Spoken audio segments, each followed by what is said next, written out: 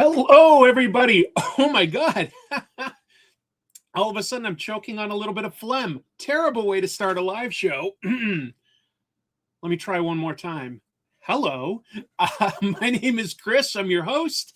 And this is the weekly Spinner Rack, where we're going to talk about the latest comic book news. We're also going to review the latest comic books that came out. There are some bangers, some returns of some books, like Swamp Thing is in here somewhere. That's one that was coming out in 1989. I love that they've done this as though it came out in 1989, including an ad for Friday the 13th Part 8. You can watch the review for that movie right here on this channel. And we've got the end of some really big series, things like the Ultimates, the final issue of the Ultimates. Let's see if they nailed that. Some really interesting news to talk about. And then we'll do a cool down period after we do news and reviews. We'll do a cool down period where I'm drawing, just sort of talk about comic tropes, media that I've been taking in, talk with the live chat. Hello, everybody, to the live chat. Lovely to have you all here. Trust me, the best jokes tonight will likely come from the live audience. All right. Yes, that's true. That's right. It's the 1st of June. That snuck up on me. So happy Pride to everybody within the LGBTQ community. Let's see. It's going to be a really big show. Remind me to do more impressions tonight. That's what people want. It's going to be a good one, though. Thank you very much. Hey, it's Noah Goins. Noah's got a great show, by the way. It tends to digest stuff a little shorter than what I do. He's really good at short form content. I had a really fun interview on his channel because he asked me questions that I hadn't been asked before, which was really fun. I think Noah's going places. Really great show. Anyway, that's a lot of preamble. Tell you what, let's get right into the news of the week, and we'll all have some fun with that. We're sitting on top of the story of the century here. Put an ad on the front page. Cash money for a picture of Spider-Man. He doesn't want to be famous, and I'll make him infamous. Hi guys, this is April O'Neil from Channel 6 News, and I am here in beautiful New York City.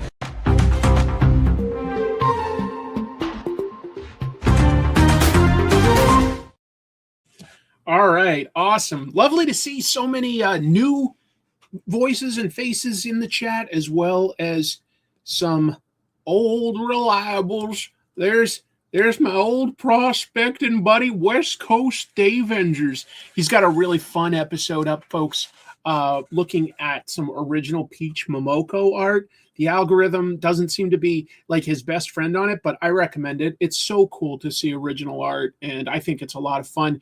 And over on his Direct Edition podcast, talking with Alex Party, really cool artist.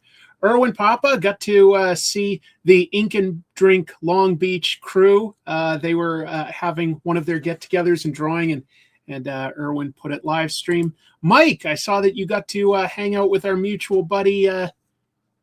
I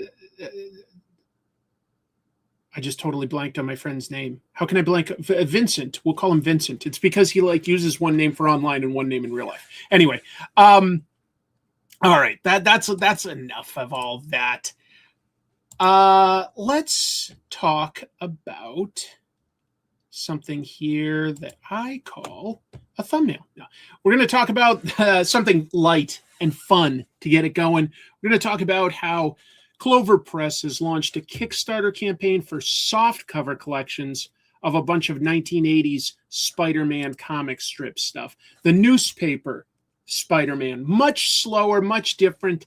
I talked about these strips somewhat recently in an episode about the history of Spider-Man's marriage, the wedding. And it's a goofy, fun time. They're doing specifically 81 to 84, which had some pretty good artists. Larry Lieber, Stan Lee's brother, co-creator of characters like Ant-Man, still alive today. One of probably less than 5 artists that you could say, hey, they worked in the golden age on comics and they're still alive today. Fred Kita he worked on Airboy as well, kind of an indie title, but give you some background. Floro Derry had the most different style. It was not a house style, but personally, out of like the comic strip artists, if we subtract John Romita Sr. from the beginning, I really liked Floro Derry's artwork. Tended to do the Sunday strips, really good art. Yeah, that's a great question, Mike, because look at this. We go like Dr. Octopus, Dr. Doom, Namor the Submariner, mustached guy with a claw. I have no idea who that is. None. I'm sorry. I tried to look it up, actually. I just don't know. Thank you for the super chat. And I did not know that today was National Olive Day. I guess I'll have to mix my wife a very dirty martini and put some stuffed olives in there, right? Yeah, Dr. Claw, I have no idea. They would create some original villains sometimes on the comic strip. That was some of the fun.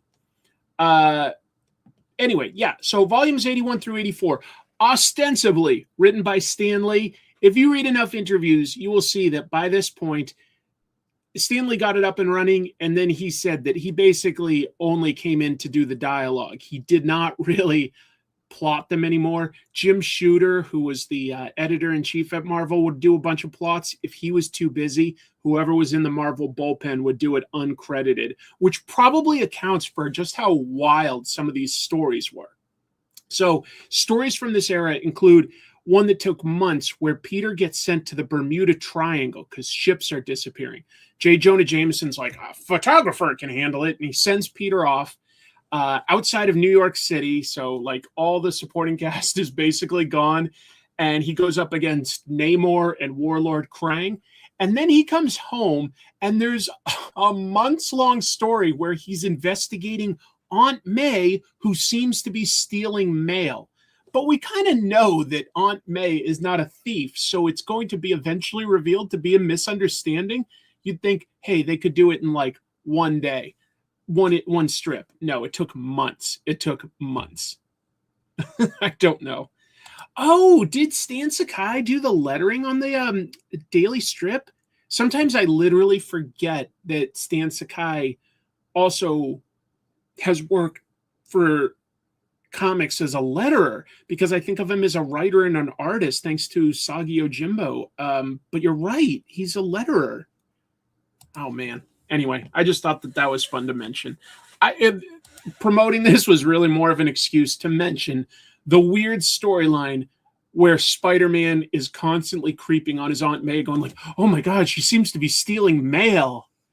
The stakes are so high. Oh man. The volumes are printed horizontally, actually. They come with like a slipcase so that you can, put them on a bookshelf, the length, height-wise, what would I say that? Perpendicular to a horizontal, you'd be putting it portrait side up. But anyway, they're meant to be read horizontally since it's, told in long form, 3-panel strip. Yeah. Iron Jonah, such a fantastic storyline. So good. Were the newspaper strips originals? Yeah, no, it had nothing to do with the main comic strip. It was all completely original. Went from like the late 70s all the way to like 2019. It lasted a few months after Stan passed away. Roy Thomas was writing it, but it was still credited to Stan, even though he'd passed away. It was a weird strip because it's so hard to tell an adventure story in 3 panels. So it's very slow. It's very weird. A lot more focus on Peter Parker and his cast as like a drama as compared to Spider-Man doing stuff. Just fun for me to talk about. But I've got other stuff, including this. Look, we don't seem to have our regular Steve Sorensen, the Mets' biggest fan, in the audience, but look at who was at the Mets game. J.K. Simmons. So last Tuesday, the Mets faced the Cincinnati Reds. They were at home. They were at Citi Field. The game started with some guest stars. That included Bill Fagerbakke. I don't know if I'm pronouncing his name right. I've never known that. And he's the voice of Patrick these days on SpongeBob SquarePants. People might know him from some other things. He threw out the ceremonial first pitch, or as I apparently typed it, thwart out. He threw out. How about he thwart out? Great. Brains working at top capacity there. Me can do show good. Anyway, J.K. Simmons was there to catch it. Now, later, J.K. summoned his iconic portrayal of J. Jonah Jameson when Spider-Man appeared at the game behind him. That menace. I love this. Look, I would say a lot of people will argue, and justifiably so, that Christopher Reeve might have been one of maybe the best casting on a superhero project, right? Like Christopher Reeve was pretty fantastic as both Clark and Superman. And you might have a different opinion on who is best. I would say that the actor who did the absolute best job portraying a comic book character has to be J.K. Simmons. I mean, he was perfect as J. Jonah Jameson. I guess technically he's sort of still playing it in the MCU, but anyway, I got a kick out of that they played a gag on it. But you may know that J.K. Simmons is not from New York. Yes, he was on those Law and Order shows. What was his doctor? Oh, I can't even remember his name anymore. So long ago. He was often called to the witness stand as like a doctor going like, yes, he's crazy. But anyway, J.K. is actually from Michigan, and he's a noted diehard Tigers fan. So even though he was a guest at Mets Stadium for this and wore their gear, underneath the Mets jersey, he is wearing a Tigers t-shirt. Can you see it? I don't know. You sort of can see it here. Not completely. Anyway, I thought that was funny. Thank you. Yeah, that's right. Dr. Emil Skoda. There were like two different therapist people that they would call as expert witnesses. I love J.K. Simmons, dude. He commits to stuff. Academy Award winner, isn't he? For Whiplash. I just remembered that.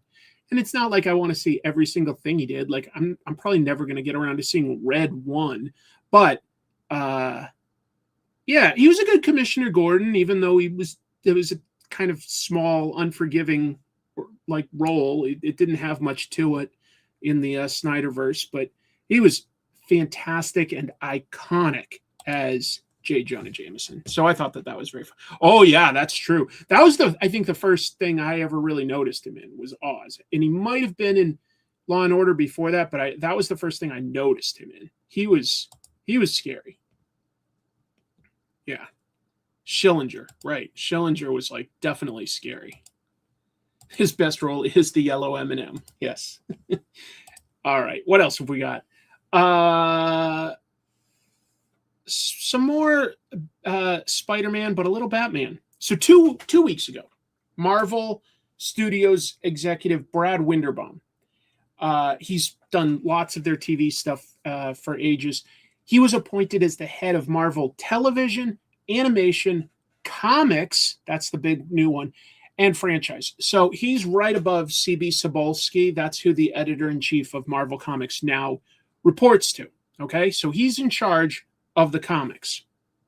Well, this past week, Winderbaum appeared as a guest on the Escape Room podcast, and he was asked who his favorite superhero was, and he said, Batman.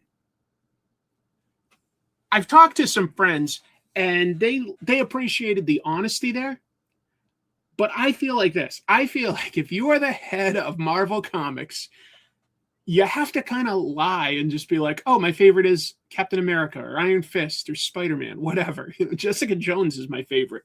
Don't say it's Batman. I mean, he's being honest, and I appreciate that. Batman is cool, but I was just like, come on, man. Here's a quote from him about Batman. He's the GOAT. Spider-Man is a close second. Oh, good catch. Good catch.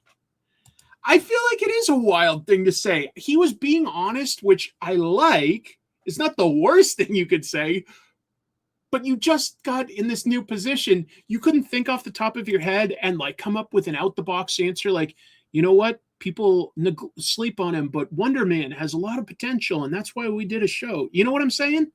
I don't know. I love Iron Fist, so I could potentially be an arc. I probably wouldn't say he's my favorite, but there's a chance Iron Fist could maybe be number 10 in my top 10. He's somewhere close to that. Winterbaum went on to say that he especially appreciates Absolute Batman, adding, quote, "I just read the first 6 issues on the plane. It was so good." I feel like that's a fair thing to say. I do. Like, acknowledge that the competition has made something really good. That part I'm totally on board with, because Absolute Batman is very, very good. And he went into detail about some of the elements he liked. He said that he appreciates how the new Absolute Batman reframes Batman as a kind of working class hero, making the bad guy the billionaire. And I agree with that much. And I think that part's fair. But I don't think you should be saying that the competition has your favorite superhero. Well, at least that he'd co-own. Distinguished competition, exactly. Let's see. Sorry, this one. This could have been a calculated decision to establish that he really does know about comics and wasn't just briefed in the plane.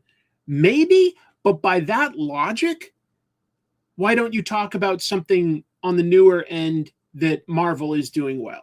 Talk about Ultimate X-Men, talk about the Ultimates. You know what I'm saying? Talk about something like that. Because that stuff's good too. And it maybe Absolute Batman is better. But I think you've still got things you could say, like, guess what? Fantastic Four is amazing right now because of blah, blah, blah. If he said Aztec, I definitely would have believed him. Nobody's going to pull that one out and lie about it. I want the credibility of people knowing that I stand hard for Aztec, and Zariel is a close second. So, anything but Ultimate Endgame. I know, it's so weird. I like so much by Dennis Camp, but Ultimate Endgame right now, it's not satisfying me. They've got, 2 issues to pull out of a tailspin. We'll see. The journey has been good. I've enjoyed the journey. I'm just not enjoying Ultimate Endgame. Wait a minute. Am I thinking of something different? No, it's called Ultimate Endgame, right? Yeah. All right. I'll transition flawlessly from Marvel to DC with that transitional element of Spider-Man and Batman. Now we're talking about Batman. Look at that. It's almost like I plan out the show. Yeah. Gold Balls, an actual X-Men character. So, Absolute Batman 19 came out just about 2 months ago. Featured more retailer variants. That's where a retailer, buys a certain number of their own copies. They hire an artist. DC approves it. They've got their own book. But that featured more retailer variants than any other comic before. And there was a controversial Dan Quintana one. Dan Quintana, really popular artist right now, and justifiably so. I think Dan Quintana, beautiful artwork. A lot of good things to say about him. He did an exclusive for Heavy Mental Comics. And fans started calling it Dropgate because of how Heavy Mental Comics handled it. So they first released 25 copies for $25. Okay, it's a limited number, 25, popular artist, that's what it is. Fine. Sold out right away. Then they released 25 more at $75. Same thing, just $50 jump in price? Okay. Those sell out. Now they switch over to a live stream on Whatnot, releasing even more, admittedly with a remark, a small sketch by Quintana, but now for $2,500 each. And they all sell. So like they did it in this tiered system, which a lot of people are arguing, hey, that's artificially creating scarcity by doing it in like these little batches right in a row. And it's not fair, just sell it at what the price is and have it be the same for everyone.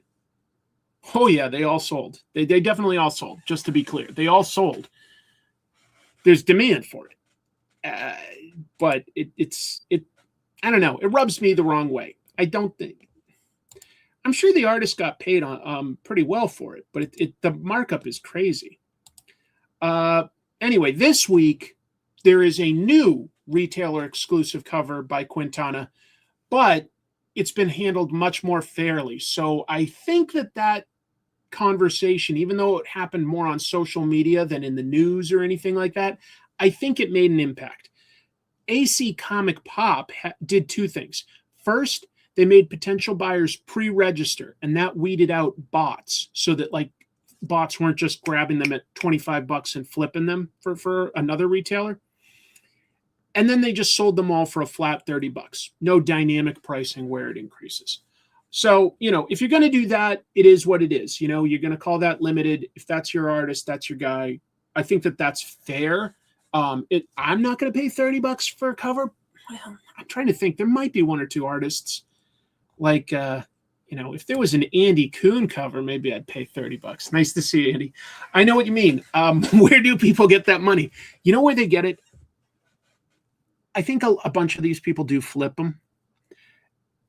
And I think it just goes to some wealthy people that just collect. They don't necessarily read. But that's just speculation. There's always going to be some people with money that need to do something with all that money. So they collect stuff, because it's fun, but they're not the same as us. There you go. That retailer's actions are more disgusting than Two-Face's face. I hope that, it's not going to happen again. I don't like dynamic pricing where at the same time, okay, you got it first, you got it at this price. You came a little later, you're going to pay through the roof. And now anybody else that's even later, you can pay whatever they sell it on eBay for. You wouldn't pay $2,500 for a remark from anyone. I don't have $2,500, so I also wouldn't do that. If I was wealthy, would I think that there's value there? Possibly. But when you're up to that much, I feel like you're really close to being able to afford an original piece. You're at least halfway for most pages. But yeah, it's interesting. Yeah, that Jesus guy needs to stop signing so many Bibles. He's really devaluing them. Daniel Warren Johnson is the only variant cover artist I hunt down. There are a few variant cover artists. I don't get any of them regularly, but if they're priced at like the same as a regular issue or something, and I can get that artist, Daniel Warren Johnson, Peach Momoko, David Nakayama, those are some artists that I really do enjoy their variant covers. It's really more, I highlight some of these stories not to necessarily fully call out bad practices or bad faith, so much as I think we need to be aware of what moves are being made in the comic book space for speculation. Because we just need to be aware of that and try to keep the focus on, the art form, the reading, the storytelling, the admiration for the art. Collecting is good too, but the speculation piece of it can be dangerous for the industry because it can artificially inflate and inevitably just deflate and hurt the industry. So it's more just to talk about it here and there so that we can have some awareness. Yeah, who knows? Gotta say, what if Jesus is maybe just like the best comic book artist in the world? We don't know. He did very few comics in his lifetime, and they were so long ago, most of us can't even find them. So, he might have been the best artist anyway. What else? This issue is going to come to comic book shops, in its regular cover and stuff, June 17th for $4.99. So, yeah. I can't keep up with every custom cover. I have zero idea about most of them. It's more like when something like this makes a splash, sort of becomes a topic on social media, or might get picked up by a news outlet like, a Comic Speed or an ICV2. So, yeah. The appeal is really just, some artists are really good at an image that sells the story. And I do get the appeal there. I do. I think that we've gone overboard with how many variants are out there for a single issue, and some of them can confuse me a little. as to what book I'm looking at if I don't look carefully. I get the logic. I'm not against like a book having 2 to 3 covers, and one of them might appeal to people more than another. We'll see what else I got for news. Speaking of overpriced DC stuff, take a look at this. See what you got there? Well, there's a video that was released this week hyping up a popcorn bucket for the Supergirl movie. It's based clearly on Lobo, character in the movie. It's going to be at like all the chains, you know, AMC, Regal, Cinemark. A lot of them get their own popcorn buckets, but apparently this one is all the chains are going to be carrying it. Now, it's a lovely sculpt. I'll say that. I think that's a really good sculpt. It does light up the exhaust here. Apparently it lights up. It does not have any articulation. So you can't like remove Lobo and pose him. He's not an action figure. He doesn't do anything like that. Oh, wait till you see what it does as a popcorn bucket. Wait till you see. You guys are going to be eating your words in a minute. It's estimated to retail for $35 to $50. We'll see what it actually is. We don't know yet. It's not out. It allows you to include, as you will see in this video, up to 1 entire handful of popcorn. So that way you know you're getting your money's worth. You know, look at that. Boom. Lobo pops off. Here goes the popcorn into the bucket. Look at that. That's nearly a handful and a half. That popcorn bucket, just wow. Look at that. Again, we'll just jump to pop him off. Throw that popcorn in there. Fill me up. All right. Can I get a refill on that? Ooh-wee. Maybe I don't need one. I might get full. Again, fill that popcorn bucket up. Salty goodness. Now I'm ready to enjoy Supergirl the movie for about 30 seconds.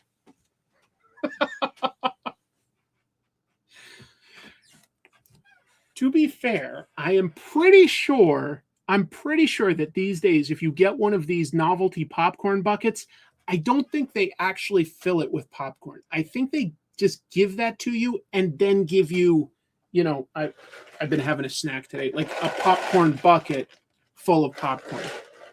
But if that's the case, what do you do with that popcorn bucket afterwards? Like, it doesn't serve a purpose. Do you just put that on your shelf and you're like, hey, it's just a plastic statue? I don't know. The Galactus head popcorn bucket was $80. Oh, yeah, that's right. Masters of the Universe comes out soon, and they've got like a... it's for drink, right? Like the handle opens up and you tilt it upside down and fill it up with drink. Just to be clear, at least at my AMC, they often do sell little toys. They've got like, you know, not Funko Pops, but something kind of close to that. They usually have these little mini figures and like they can be potato chip bag clips and stuff. It's so weird, man. But look, here's the only thing. It's got to be working on some level, right? Because this kind of started in a big way with Dune 2. And that was a few years ago now. Dune 2 had that popcorn bucket that looked like a sandworm. That went viral because it looked like a sex toy. But that was a few years ago. And I go to a lot of movies because I've got the pass, right? So that's like, I usually go to a movie on the weekend. And every movie, every big release has at least one of these things. At least one. Stop selling. I only have 2 hands. Look, at least you don't have to buy this stuff. You know, I've not bought one of them. I thought that the sandworm was kind of cool. I thought about it. I also thought about the funny Wolverine one where his mouth is just huge. I thought about it, but I didn't get it. I'll ask him. Next time I see Lobo, I'll ask him if he's excited for it. I saw those too, and some of them look a little nice, but then I go, if I got that, what would I use it for? Or would it just go on a shelf? And if it's just on a shelf, does that spark joy in my life? I get a kick talking about this stuff. It's just so weird to me.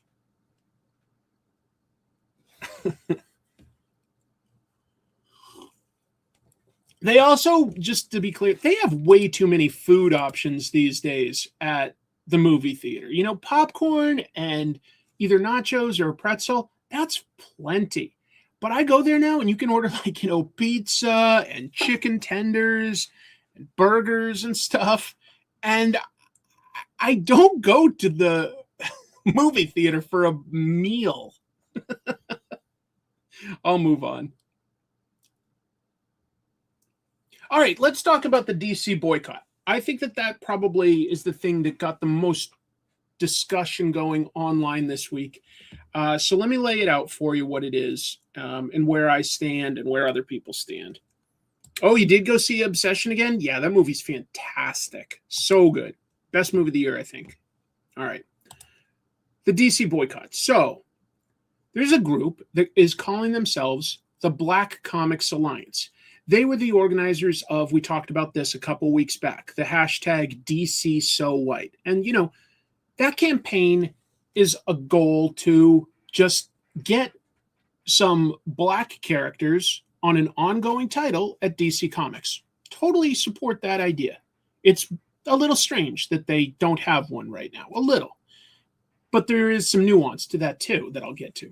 Anyway, this week they launched a new hashtag, DC Blackout, and it is specifically supposed to be a boycott of all DC comics until they change things and put at least, you know, one ongoing Black solo character title out. I'm all for the movement in general. I think that the representation piece of it, totally fair. Totally fair. Their way of going about it, a little strange. Yeah, Raymar did do the art for this, but he's also made a social media post that he doesn't feel they were like 100% transparent with him with what their goals were. Because he joined when it was DC So White. And that's one thing. But the boycott is sort of a second level to it, you know? Absolutely Black artists and writers. Although there's a couple. There's not a lot, but that's an industry issue, not just a DC issue.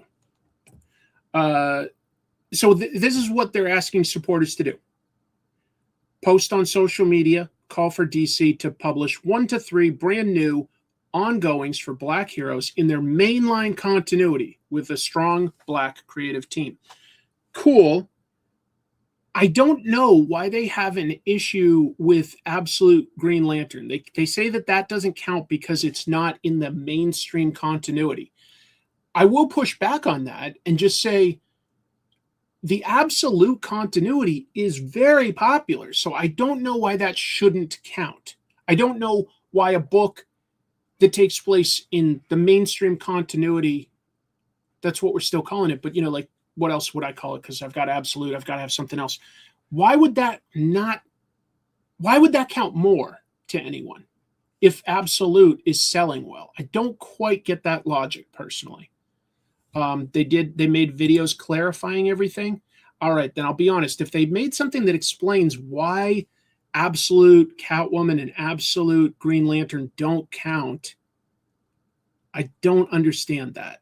Because I don't think of that the same way I think of, like, if they did an Elseworlds story. You know, it's an ongoing that's very popular. But I'll continue. I'm not here to, like, nitpick it.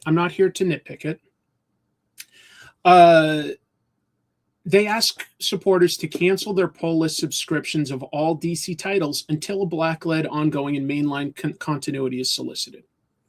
Okay. They want to raise awareness. I like this part. They want to raise awareness about the fact that digital sales are not valued the same way as pre-orders for single issues. That's fair. Those metrics also aren't very transparent, digital versus print. They want to push for transparent long-term commitment and investment to Black representation. All for that. They want to support Black creators through independent and creator-owned projects. Totally agree with that. Don't know that it has a whole lot to do with DC if you're boycotting DC.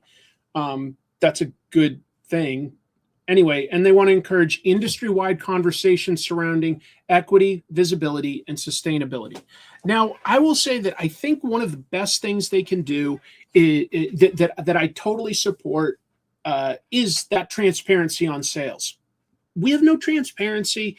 When everybody can see the same sales data, you can make a more informed argument about, hey, why was this title canceled, but this one wasn't? And you can put some pressure on people in charge. And maybe that's why they don't share that, but they should. They, like all the publishers, deserve to share with us what their numbers are. I think that that's valid. It's not a contest, it's just transparency. And I think that the pressure for representation from both creators and characters, 100% support that. 100% support that. What I don't feel helps, though, is that I believe this boycott could put pressure on DC, but before it gets to DC, it's going to put pressure on other people. It puts a lot of pressure on the comic shops. I've seen that they argue, hey, shift those dollars to getting, another publisher's black comic, something from Image or Marvel or Dynamite or Dark Horse or IDW or Boom, that kind of thing. I get that, but here's the way it works. I just want to explain. Comic book stores are deciding, hey, I want to order X copies of this book. And they put those orders in sometimes up to 2 to 3 months ahead of the book coming out. So if we're going to stop buying DC comics right now, it could take 3 months of sales before DC even starts to feel that difference, because the store isn't going to be able to cancel stuff for like up to 3 months. That's a lot of time to put on a comic book shop where the profit margins are very small. That's the biggest problem I have with it, is I feel like put pressure on DC however we can. But this puts undue pressure, in my opinion, on the retailers. If they've got, I don't know. Well, that's a great question. Do black characters not sell well? That comes into saying we need the transparency of sales figures. So because we don't know. We see that a book gets canceled, but we don't always know if it's because of sales figures or not. But I also think this. If you have to put this much work into trying to get DC Comics to change, I almost think, why do we even want it? Do we even want to support DC in general if this is what we want and we have to put this much work into getting it?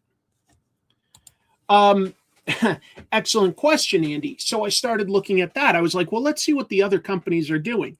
And Marvel isn't really doing any better, in my opinion. Now, I think that you have to focus somewhere, right? And DC is outselling Marvel these days. They just eked ahead in market share, and the copies that they're selling, the actual dollars, they're ahead. Marvel did have an Ultimate Black Panther title. Obviously, the Ultimate line just ended. I don't believe that they have a solo black character right now on an ongoing. They've got plenty of characters in Avengers and X-Men and the team books. They did, for a while, have Sam Wilson as Captain America, but they only have one Captain America book right now. So they don't have a character like that now. Hey, thanks, Steve. You might want to check out something like my third or fourth story. We did talk about the Mets, but thanks for the support.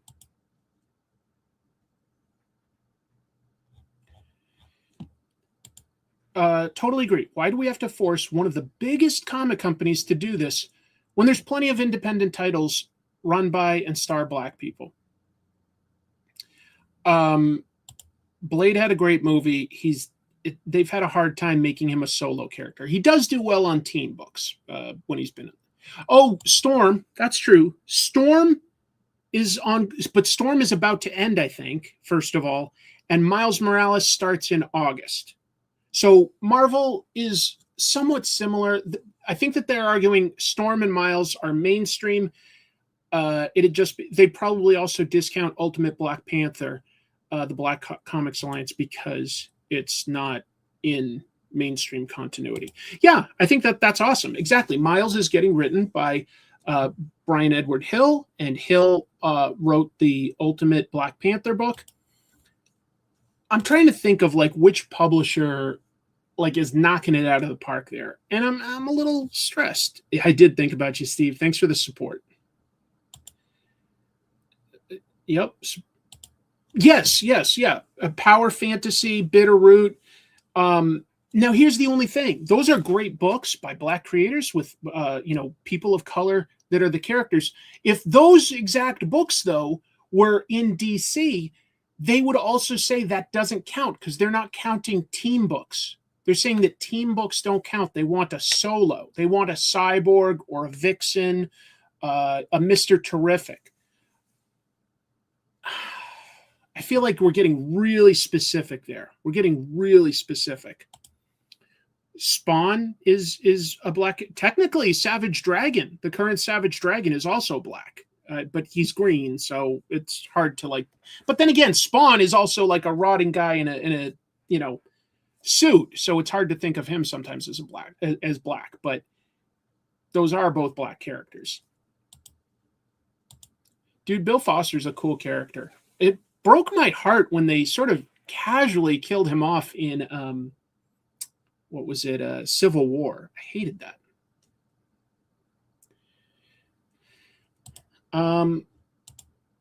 Yeah.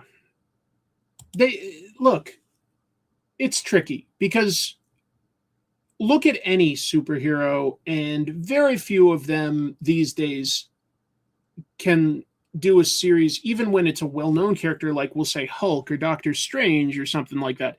It's very unlikely for them to get past 36 issues before they reboot the title.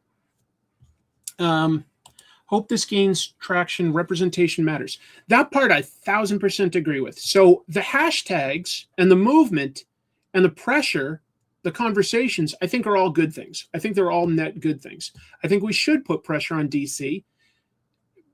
And look, other people have like said things online like, well, why aren't we talking about Asian characters, Latin characters, gay characters?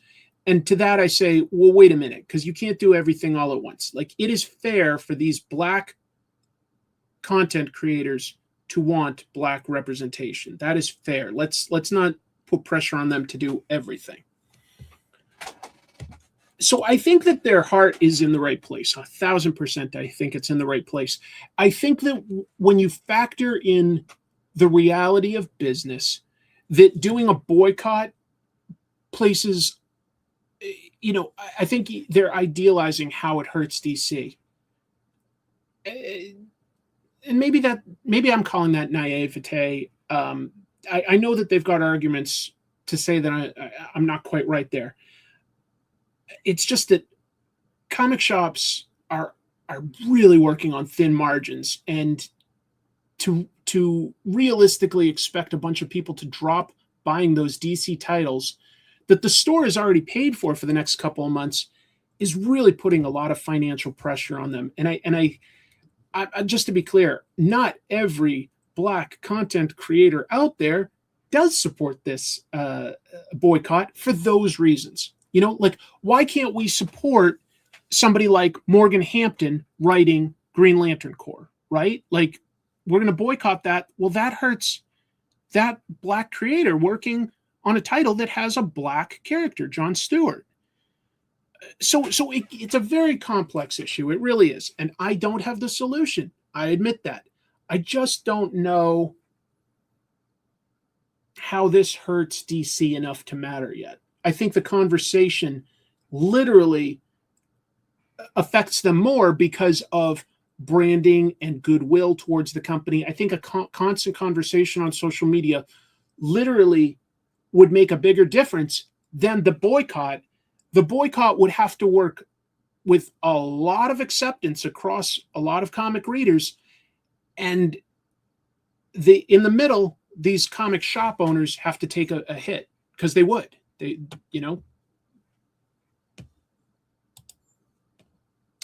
Absolutely, there should be more representation, and it should echo our real world.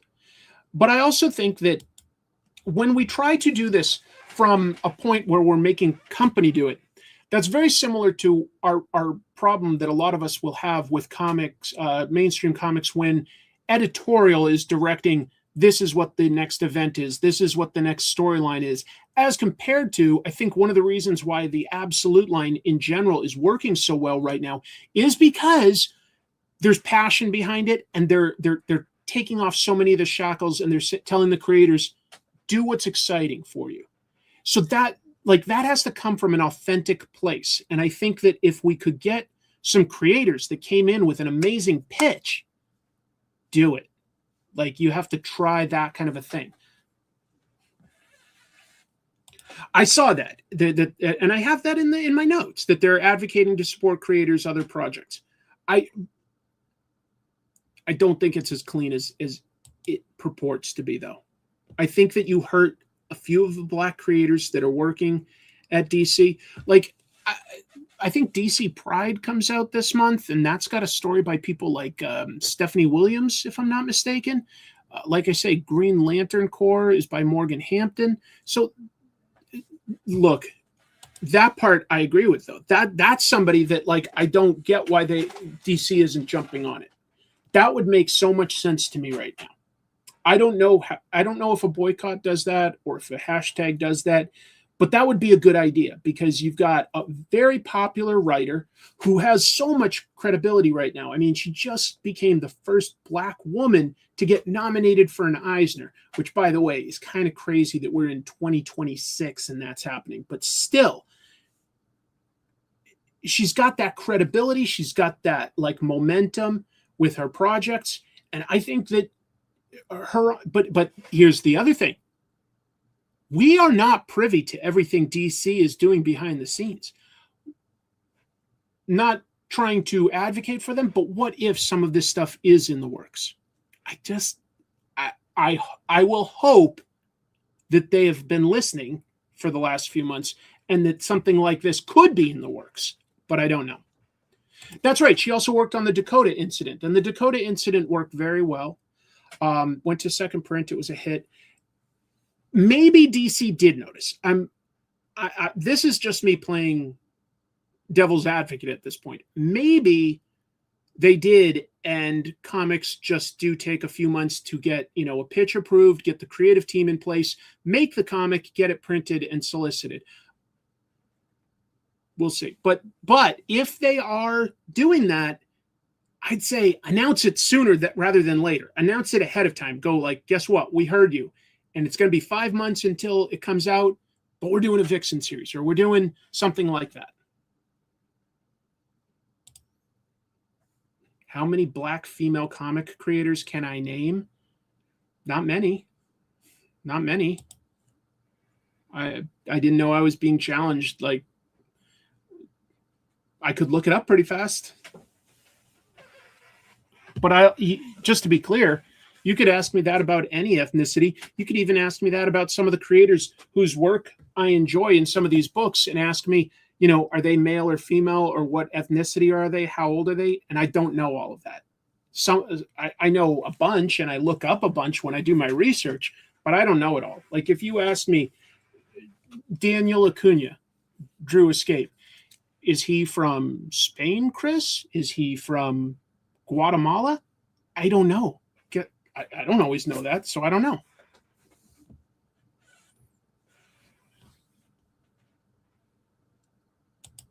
That's my understanding. There've been a couple, literally, like only a few Black creators, and I don't think that there's been a Black female Eisner nominee before Stephanie Williams. I'm pretty sure I've got that right. It's happened before. I think Milestone is a good example and was a creative success. And those characters are still around.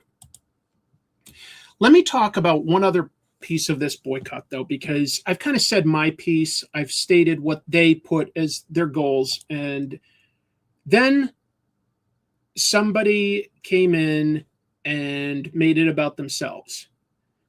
So this is Alex Moon. One of the people behind the Black Comics Alliance. And he's made a bunch of videos talking about their goals and stuff. I think that's all fair. So he made a video about it. And then for some unknown reason, I really can't explain this, Rob Liefeld came in and he replied, "You are a moron beyond compare." I don't know why Rob would have any kind of an issue with what they're saying. It's not like he's even working for DC right now. What? Alex replied with a new video calling Rob out, pretty rough stuff, to be honest, but justified. And he pointed out some odd stuff like, hey, Liefeld is like this guy that, left Marvel and founded Image over creators' rights. He was fighting for a different kind of representation, but he was fighting for that. And then to that, Liefeld said, "You are the doucher." And I did spell that right. That's what he said. "You are the doucher." What? Meanwhile, just to be clear, DC has not had a mainstream solo black title for over 1,200 days. Jay Penumbra is keeping track of the exact number of days, but we're somewhere close to like 1,210 days since the Batman title that had Jace Fox in it. DC did announce this week that Static is joining the Titans with issue 38, but obviously that's not quite what they're fighting for. But I still wanted to put that out there. Static has joined the Titans before, I think 2009 or so, somewhere around there. They had him join the Titans. But my favorite new superhero, the Doucher. Yeah, the Doucher, brand new character. I think that like Rob may have like misread this or something. Maybe he didn't know that it was about DC specifically. That's just me trying to give Rob Liefeld the benefit of the doubt, because I do not understand why he would call someone like doing this a moron. Now, I pointed out some criticisms I had with a piece of the boycott, but I'm all for their goal, and I certainly am not going to call any of them a moron. I don't know. I just wanted to like pivot and show one weird part that hopefully we can sort of chuckle at, because that is a weird ass thing to jump in. I sort of feel like if you're against it, maybe just keep your mouth shut. But to come out and call somebody names, I do not get that. Wait, what's this? I've seen him comment on more videos referring to this. Liefeld knows what's going on. Then why does he have an issue? I don't know why he'd have that much of an issue. Happy Pride Month to all the troopers. That's so positive. Thank you. Thank you for the support, Steve. You're the best. You're the best. I don't know where this will go next. I don't know. I think that this movement for a boycott has a big uphill battle. But I want to make clear, I'm not 100% behind the boycott, but I am 100% behind the goals of the boycott, if that makes sense. I have not been convinced yet that this is the way to do it, but I'd like there to be a way to put pressure on these publishers to better mirror what's out there in society, to give opportunities to new and diverse voices, always for that, because I sincerely think good storytelling comes from places that we haven't explored as much. That we need new voices, we need different voices, we need conflict, we need and I mean that like in terms of like the new ideas that can be generated by a writer or an artist. So I'm very much for what they're aiming for. I just am not convinced yet, but I'm willing to listen, but I'm not convinced yet the boycott is the way to go. That's me. But again, who am I? I'm just some guy. I don't have the biggest voice in the community. What I could do to help, I want to, but I'm not convinced this is helping everybody yet. All right. We'll go on to another topic, but we've got a lot more good topics, including some crazy Robert Kirkman news towards the end. But let me keep going. Hey, look, there's Stan Lee's body. We're going to pivot to a very, very different issue. So, AI company 11 Labs announced that they have licensed or acquired the license for the rights to the late Stan Lee's voice and likeness for all sorts of AI projects. Marilyn Moonlight would be a cool book. I agree with you there. Very cool character. Well, he is buried, but yes. I intentionally looked for, to be clear, the worst picture of him I could find. Okay? So, through 11 Labs, other companies can now license an AI Stan Lee video or audio. Users can also generate the Spider-Man and Iron Man co-creators, maybe, likeness within templates inspired by comic book panels through its visual generator. But to be clear, the images and videos are restricted to non-commercial use. You can't use this to advertise anything. You can also use his voice to narrate any book. 11 Labs has also launched a Stan Lee book club where each month his AI voice will read to you a full book. And look, this is an example of what you can do with the 11 Labs template. And it looks like dog shit. It literally looks so generically terrible and lifeless. Oh, good Lord. What do I say? This blows me away how creepy it is. Honestly, it's creepy. I would think it's less creepy to dig up his body and pose it around like a marionette. Got that AI piss yellow filter. I've never heard that, but that's a good one. 11 Labs is a doucher.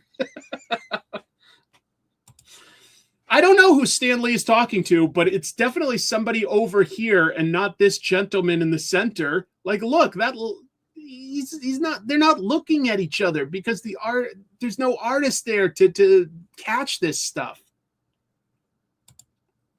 Brunson, good to see you. I've seen the future, and it's Stan Lee singing with Ozzy Osbourne on tour. And with that, I'm going to go smoke some crack. Oh, well, you know what? Ironically, in some ways, Wally, I might, even though if it's a joke or something, I kind of agree that there's a part of Stan Lee that would have been like, how much does it pay? Yeah, sure. I really don't know that he would have an issue with it. But I, as a human being, can definitely find it creepy that we're taking somebody who's dead and having him like read new things, and we're pretending like he's alive by having like, a video hologram of him at conventions and stuff. There are ways to honor people from the past. If you want to tell a Stan Lee biopic and hire an actor to play Stan Lee or put that on stage, fine, I guess. But this is just creepy. Oh, shit. I forgot to hit it. Sorry about that. I forgot. So there's the topics for tonight. I forgot to put that up. Yeah. It's a weird cash grab, but yes. The real question is, who is this for? Who is going to pay for this? That's the part that interests me the most.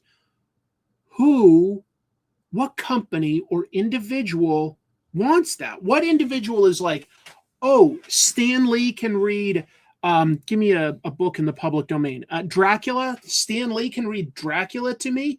That's what I want to go to sleep with, or that's what I want to drive to work listening to. I could do something with more passion, like just to have me do an impression. Face front, true believers. Dracula was one bad dude. One day he tried to bite a lady. She became a great superhero known as the Incredible Lady that got bitten by Dracula. Thank you for the support. It's 24/7 Comics. Their book, Evermind, is coming out real soon. I like the collection. Ugh, gross. Excelsior, Renfield! Still alive and coherent Stan probably would have liked this. Sadly, this feels like something that was signed off on. Oh, it was definitely after. But not everybody that's deceased. I guess I thought that I had one other thing, but there are some actors who are still alive that have also joined this company and licensed their likeness and rights. The only one I can think of off the top of my head, Michael Caine. Michael Caine agreed to it. And I have so much respect. Michael Caine's a great actor, and he's so entertaining, but, not everybody knows what's going on. It's your old Uncle Stan's corpse here, and I'm here to read to you Robert Louis Stevenson's Treasure Island.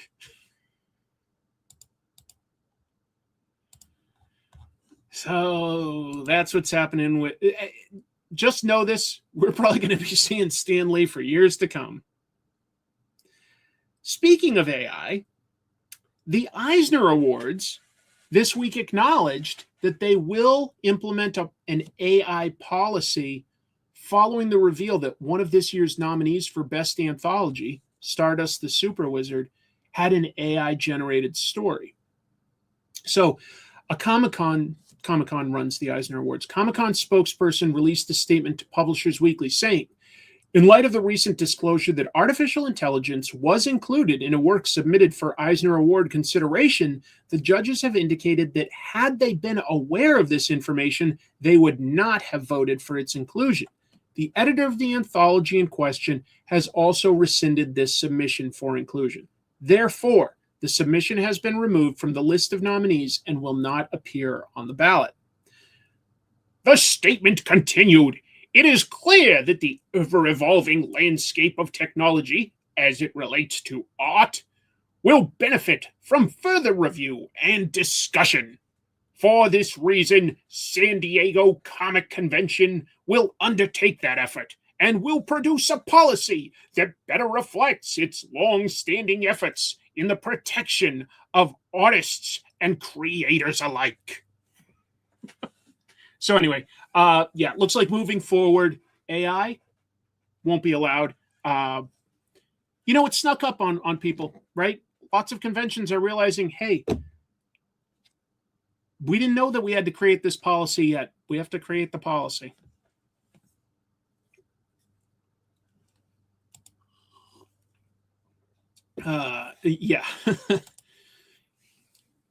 I can have Stanley do it for pennies on the dollar. Yeah, and the advantage there is if I have the AI do it, their data centers can use up a town's electricity and water supply, and maybe somebody out in Nevada, can die from heat stroke. So that would be a good trade-off, right? Maybe I'll keep doing my impression here and there. I did not hear that.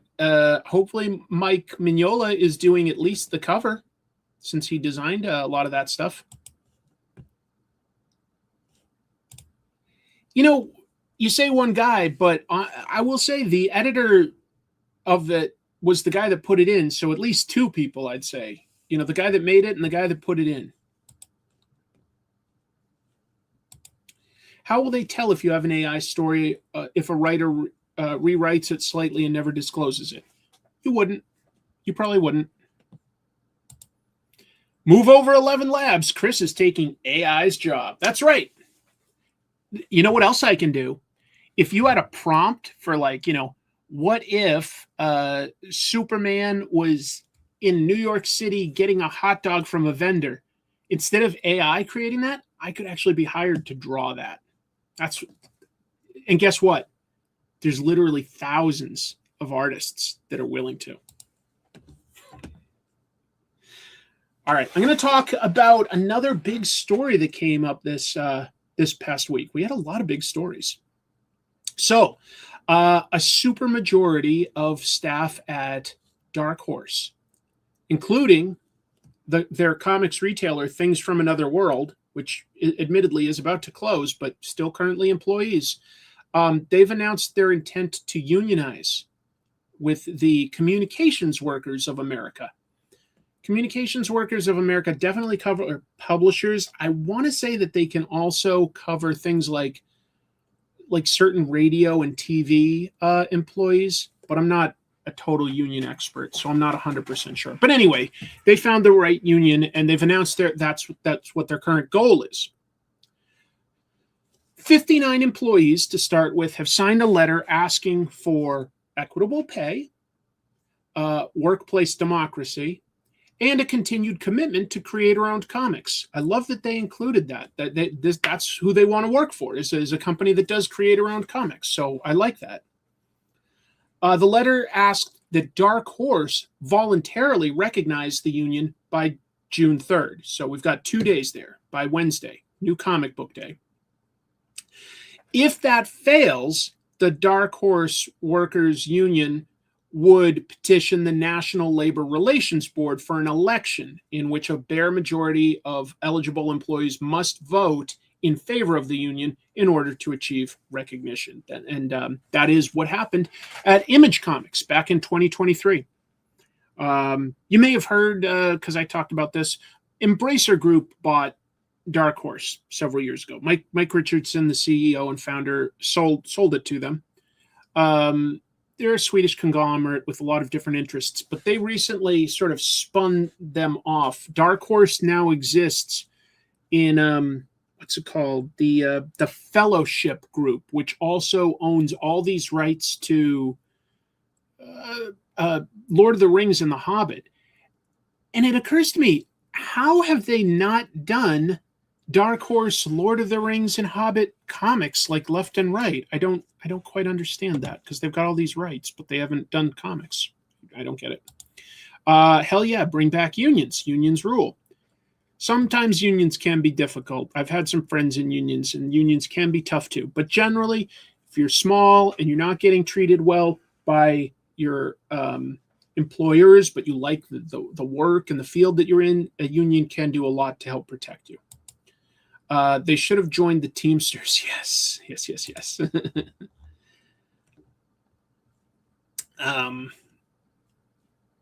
Yeah, the logo's really cool.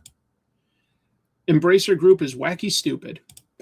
I'm just saying, like, maybe I don't understand exactly how the rights work, but my understanding, I mean, the Fellowship Group has made, like, toys and games and stuff, so I don't know why they haven't made comics. It feels so weird to me. The Tolkien estate won't allow it, but they'll allow, a video game where you can sneak up on an orc taking a piss. I'm sure that's what J.R.R. Tolkien dreamt of. If only I could have Frodo sneak through the bushes, see that orc taking a piss, and slit his throat with sting. Then my dreams could be fully realized. Anyway, I'm just having fun. But you probably are right that it probably is that the Tolkiens block it. But it's like there are so much worse merchandise products I've seen. Like, comics would be, I feel like, a really good medium for it. They control all the publishing. Fair enough. Okay. You'd still think that there's enough of a relationship to get that conversation going.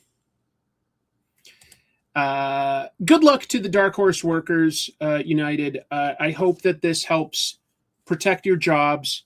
They've also, I recommend reading the Publishers Weekly. Was it a Publishers Weekly article I read? Now I'm forgetting.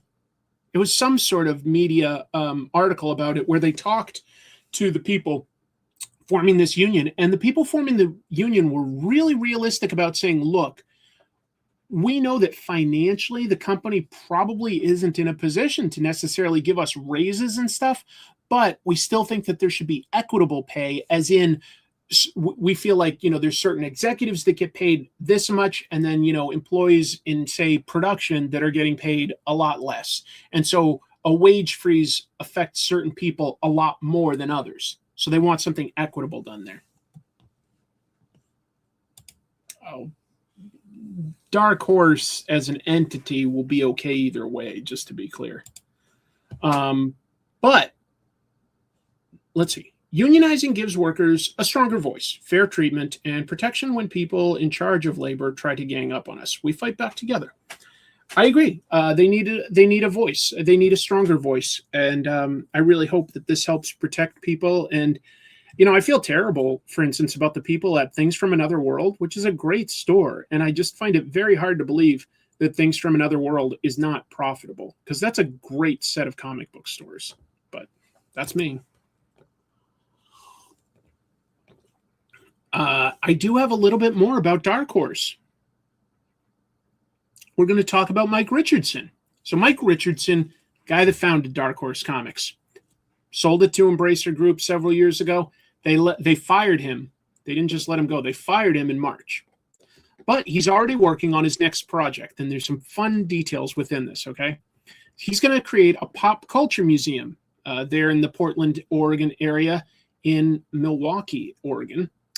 Richardson, years and years ago, spun off all the property rights that Dark Horse used, and he still owns all that. So Dark Horse Comics actually rents from Mike Richardson, even though they fired him. They still operate in a building, and they pay him rent. So he owns this huge 14,000 square foot space in Milwaukee, Oregon. It has like the main floor and a basement that were at one point used for Dark Horse's online operations and aren't anymore. So it's empty space. Dark Horse's offices are above that, and that's where they rent their space from. But he's renovating it to become a museum. The working title for both the museum and the nonprofit that will run it is the Milwaukee Pop Culture Museum. It will get started with Richardson's large comics and movie props collections. He's also said he owns a lot of sports memorabilia. He's considering whether to include that or if it divides the focus. He has some really interesting props. For instance, he's got a 30-foot tall alien queen from the movie Aliens. How did he get that? He was writing something for Fox, and they owed him like $30,000.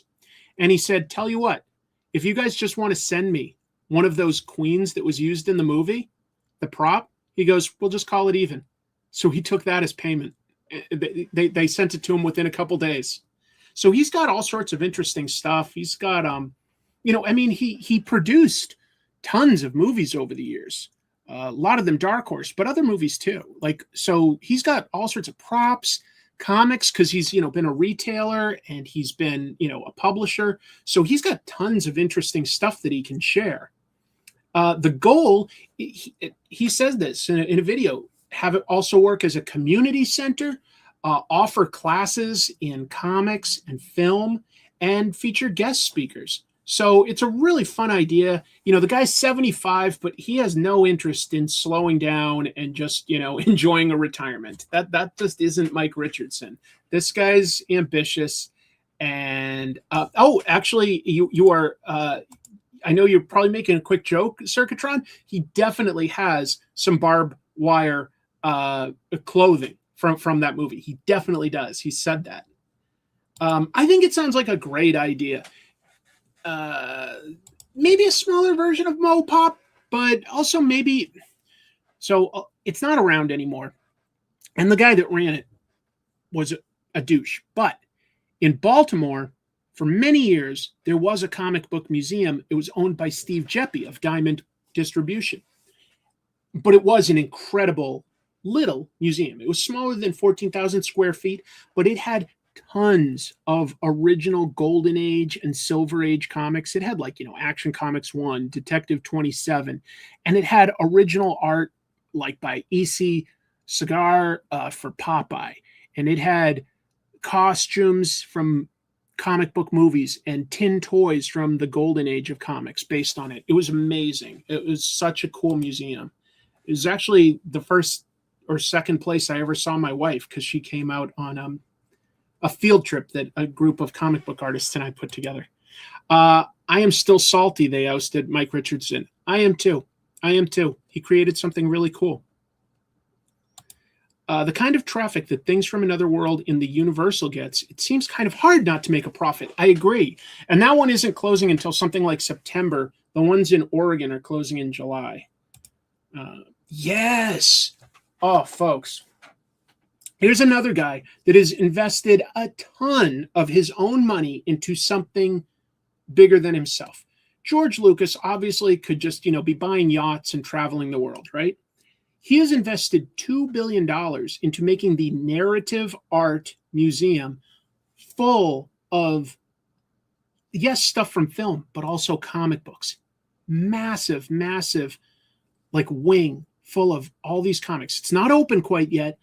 It is a humongous museum, and it's all dedicated to storytelling art. So comic books, film, radio, TV. I cannot wait. It looks incredible. It looks like it's got some of the best stuff in the world. I cannot wait to go.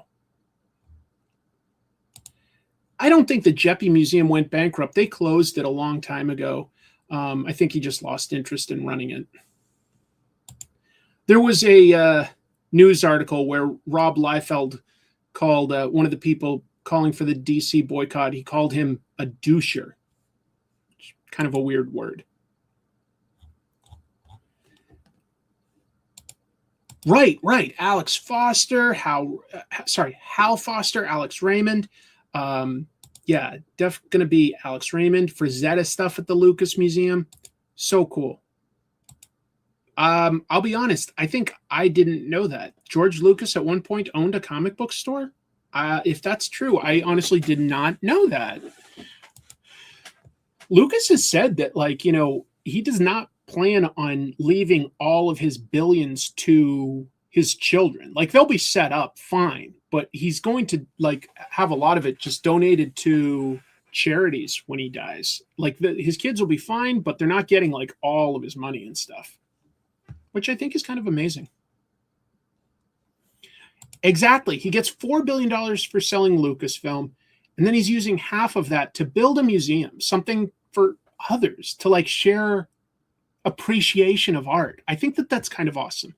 I ultimately really like George Lucas. The prequel trilogy I don't absolutely love, but he gave us so many good things, American Graffiti, Indiana Jones, Howard the Duck. Well, at least he was trying. His heart's in the right place. You should totally read the graphic novel Lucas Wars. Oh, okay. Thanks for the heads up. I don't remember the line off the top of my head now. He seems like a good guy. Oh, yeah. I've seen that. Yeah, the British guy walking down a New York street or something. Maybe it's LA, I don't know. But he's walking down the street talking about something. And George Lucas just walks directly behind him, looks at the camera, but keeps walking. It's the funniest cameo in the world because it's just George Lucas right there. He also has a weird cameo in Beverly Hills Cop 3 where Eddie Murphy cuts him in line at an amusement park and George Lucas goes, "Hey, we were next." What a weird thing to be in. All right. Let's see. 4 sequels, and I only liked 7 and 8. 9 equals poop burgers. I don't disagree. I don't disagree. I know. It's really cool. Yeah, Melody's very successful. And to be clear, it's not just George Lucas making that museum that we've been talking about. Melody, his wife, is also heavily, heavily involved in financing, funding it, choosing the art for it. So I shouldn't give all the credit to George Lucas. Melody also did a lot for it. Oh, Melody, could you get in here? And we're going to go on Comic Tropes to talk about our new museum. Speaking of museum stuff, I wanted to give a shout out to this for people that could take advantage of it. So, Inventing America, the Comic Book Revolution is a new exhibit in Los Angeles at their Skirball Cultural Center. You may remember they just did a comic book exhibit on the life of Jack Kirby and his comics and his art. That was their first time doing a comic book exhibit. It was a huge success. Now they're expanding that idea to do all of comics, but specifically as it relates to American culture. I'll talk about it a little bit at the end of the show, but yeah, it's pretty strong. It's pretty strong. I think that's a fair rating. I'd probably give it something like a 7 out of 10, or maybe 2 out of 3 thumbs, or 1 3/4 out of 3 thumbs. Anyway, let's see. Oh, cool. You got to go to the exhibit? That's so awesome. I heard it was good. But this new exhibit, tracks the history of comics from the early 20th century, golden age of comics, all the way to modern day. And it discusses how it was both informed by and influenced American history. I like that. Exhibits include original copies of Golden Age books, like Captain America Comics #1, Action Comics #1, a look at humor in America through Mad and Archie, a look at women and Black creators in the earliest Golden Age day of comics, Jewish creators who created and originated most of the superheroes that we know that are still around today. Anyway, it's open now all the way through the end of February in 2027 next year. So I think it's a really cool sounding exhibit. I would love to go to it. I would have loved to have gone to the Kirby one. I don't know. No plans right now to be able to get down to LA, but sounds cool. So I thought I'd put it on people's radar. That Texas Blood is a badass, great crime comic. And this week we got news that FX is developing That Texas Blood as a TV show. So it is a modern day Western crime drama. It's by Chris Condon and Jacob Phillips. The story follows Sheriff Joe Bob Coates of Ambrose County, Texas, who questions his place in an increasingly violent world when a man returns home following the sudden disappearance of his brother, causing a spiral down into a past filled with treachery and blood. Great, great crime comic, people. Strongly recommend it. I love the idea that stuff like this can become a TV show because it just puts more attention back on the comics. Jim Mickle is developing the show. He's going to serve as the director of the first episode, the showrunner. He previously filled those roles, writer, director, showrunner, on Sweet Tooth, which was on Netflix. That was a adaptation of a comic book. He's also currently developing, and he will direct a live-action Gundam movie. I guess it's going to star Sydney Sweeney, and I forget how to say the guy's name, Noah Centineo. I think he was in that Black Adam movie. But anyway, That Texas Blood, folks. Really good comic. If you like criminal, you probably would like That Texas Blood. Kind of a similar tone and vibe, but definitely more Western, different protagonist, you know? Really, really cool. Oh, cool. Thanks for that. It's really flattering. I have built some Gundam model kits, and they're a blast. I've never watched Gundam, so I don't really know the lore. I've never seen an episode of Gundam, and I still feel robbed by that casting. I never knew that. Brian K. Vaughan worked on it? Who did Brian K. Vaughan work on writing the new Dune movie? He worked on something. To be honest, true modern Texas-based drama would hyper-focus on the awful highways always under construction and suburban sprawl we have here. Maybe.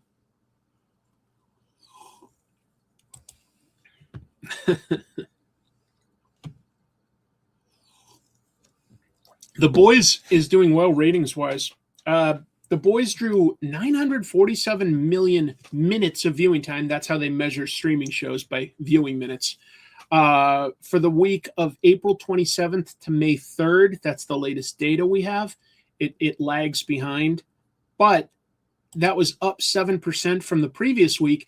That data is only up through episode 5. Obviously, the show already wrapped up like a week ago, but it's the #1 most watched show on streaming right now. So people definitely tuned in for The Boys, no question. I thought that was interesting. Some of the other shows that are doing well, I honestly, the only other ones that I know are The Pit, which is a great show, and Invincible. But you know what? I don't have Netflix anymore, so maybe that's why this is a total blind spot for me. But I don't know any of these Netflix shows that fill out the top 10. It was the first time The Boys took the #1 overall spot since the week of its season 4 finale. That was back in July of 24. Invincible, I wanted to note, took that #10 spot. Good for Invincible, especially since that was, I think, after its finale. The show's prequel series, Vought Rising, that's not coming out until 2027. So it's going to be a while until we have any more Boys content. And the Spanish language spinoff, The Boys Mexico, is still being developed. It's not filming yet, but that's being developed with producers and actors Diego Luna and Gael Garcia Bernal. There are 2 big reasons that people find Sydney Sweeney appealing. I will talk about Spider Noir a little later tonight. I've got some stuff to say. Joining late and a bit back, DC Blackout would love a Black Teen book. It doesn't matter to you. Oh, you would love a Black Teen book. Yeah. They should. They probably somebody like, they should bring the Power Company. You know, get Carrie Randolph drawing that thing again. Get the Power Team, Power Company. I mean, get the Power Company back. Live action Gundam has low bar to clear after G Savior, so live action Gundam can only go up. Let's give it a shot. Sydney wasn't terrible in Christie. I find it hard to support a movie like that because Sweeney's not the most LGBTQ friendly actress in the world, and she's playing a pretty famous gay woman. I don't know. Feels weird. Feels weird to me. I heard that she did do an okay job in it. Steve is a teacher. Steve is a wonderful supporter, and I'm very lucky to have him. The Boys Mexico is definitely real. No. They're definitely making that. They're making it for literally the Latin American audience. It's going to be made in Spanish, assuming it does get made. Never seen it. Never seen any Gundam, to be honest. And I like the design so much. I've had fun building some of those model kits. It's been a long time. I went out of my way in Japan to see some of the actual, moving Gundam statue guys and stuff. But yeah.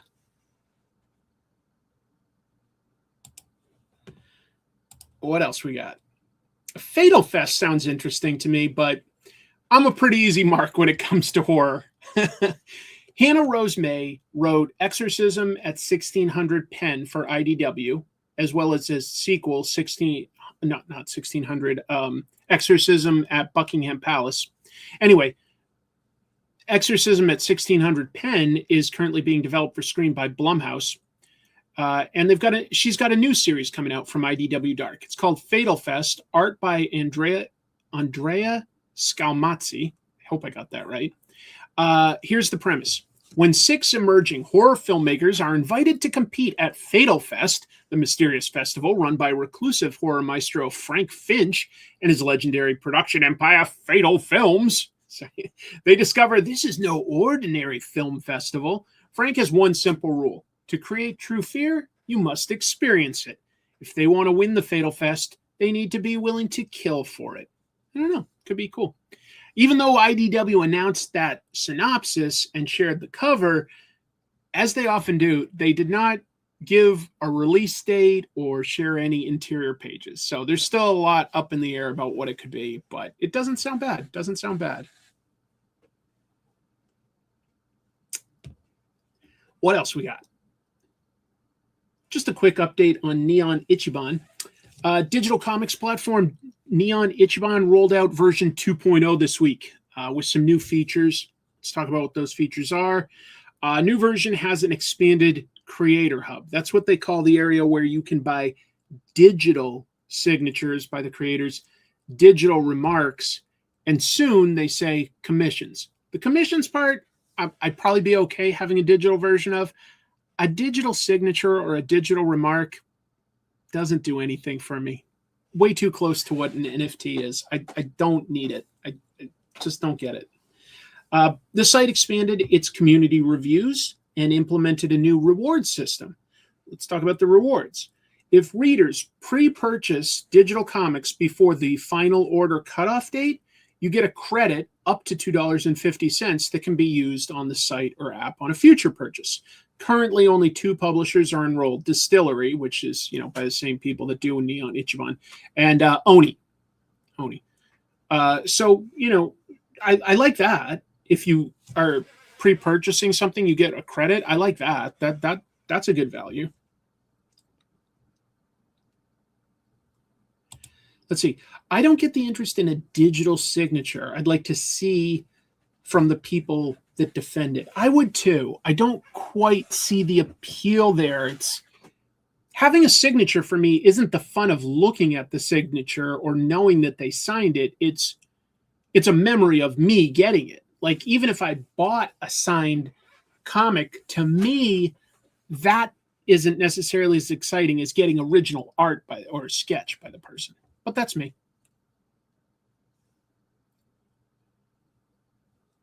Oh man, AI Stan Lee has officially dropped out of the America 250 concert. My understanding is they literally today canceled the America 250 concert because everybody except Kid Rock dropped out of it. And I'm not joking.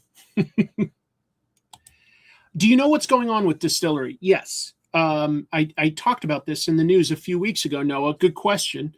They said that their specific issue was that they'd had problems with distribution because they went back to Diamond just before Diamond went bankrupt.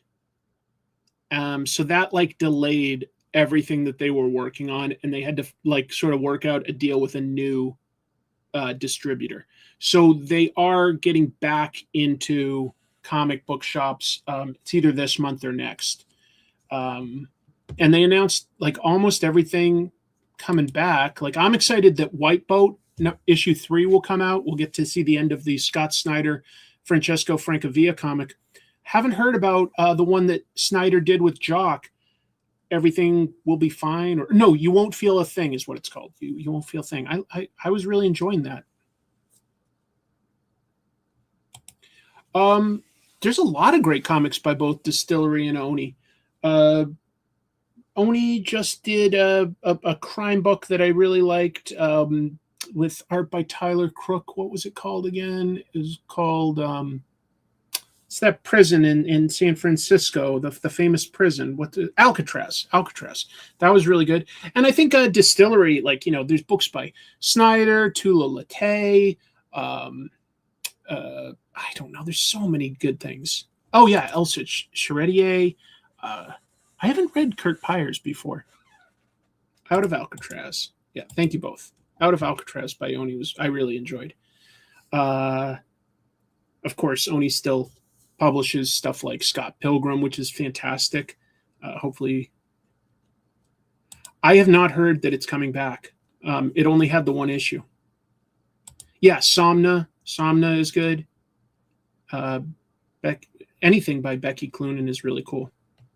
Dude, you know what's funny is sometimes I see the name Kurt Pyers on a comic, and for half a second, I think it's my name, and it's because of how we actually read.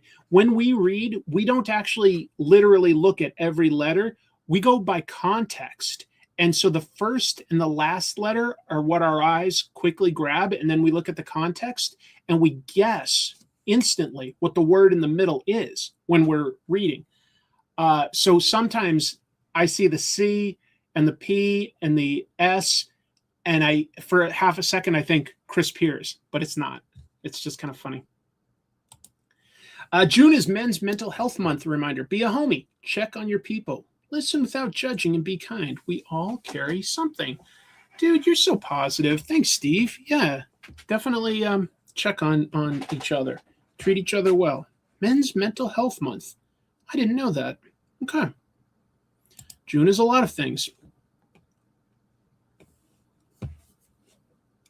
Yeah, that's what I'm thinking of. Thanks, Mike. Thanks. You're a good bud. All right. What else I got? Let's talk about this. Okay. I don't know if my buddy Dave is still here, but Dave, those Turok Dinosaur Hunter issues you have, they're about to send your future kids all the way through college, all the way through their master's and doctorate programs. Turok is back, baby. Maybe. Let's see. All right. So this is according to Bleeding Cool. I have no comment on this. I'm only reporting on what Bleeding Cool said, okay? According to them, Robert Kirkman's company Skybound has acquired the rights to the Gold Key Comics characters Turok, Dr. Solar, and Magnus Robot Hunter. Robot Fighter. Robot Hunter. We'll see. This is currently unconfirmed by Skybound or Image, and unconfirmed by me. Gold Key, if you don't know, was an imprint of Western. Western was the publisher of Dell Comics. So, like, other way around. Dell published, Western packaged a bunch of the comics. They made the comics, sold them to Dell. Dell published them. But eventually, Western started doing their own things through Gold Key from 62 to 84. Turok technically actually predates that. He was published under the Dell label originally in 4-color comics, but most of his stuff was also through Gold Key. It's just that Turok came out a little sooner. Magnus Robot Fighter was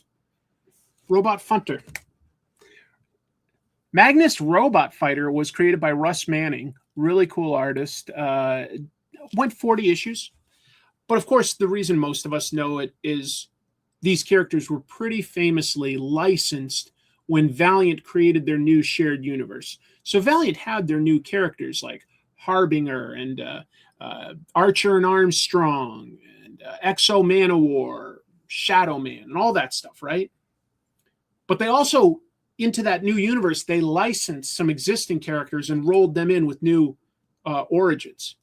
So that was pretty famous in the 90s. They also kept them licensed when what was it, like somewhere in the early 2010s, like 2014, Valiant rebooted and had another good run. Anyway, the characters have also been licensed by other companies before. Dynamite, Dark Horse, they've taken a crack at them. So, yeah, Shadow Man is the origin of the Graveyard Sax cover. Yep. So, yeah, Valiant does not have the rights to those characters anymore, haven't for a long time. And the rumor is that, yeah, maybe Robert Kirkman's going to do something with them through Image. I think that there's some cool characters. I would be up for seeing a new interpretation of them before. I think that both runs at Valiant were really strong. The original Gold Key stuff is pulpy but pretty fun. Yeah, so we'll see what happens with all of this. Is there? I haven't heard anything about that. I will say that the original Turok N64 first-person perspective shooter game, I liked that game. I liked it a lot. I think I also played all the way through the Shadow Man game, but I don't really remember that one as well.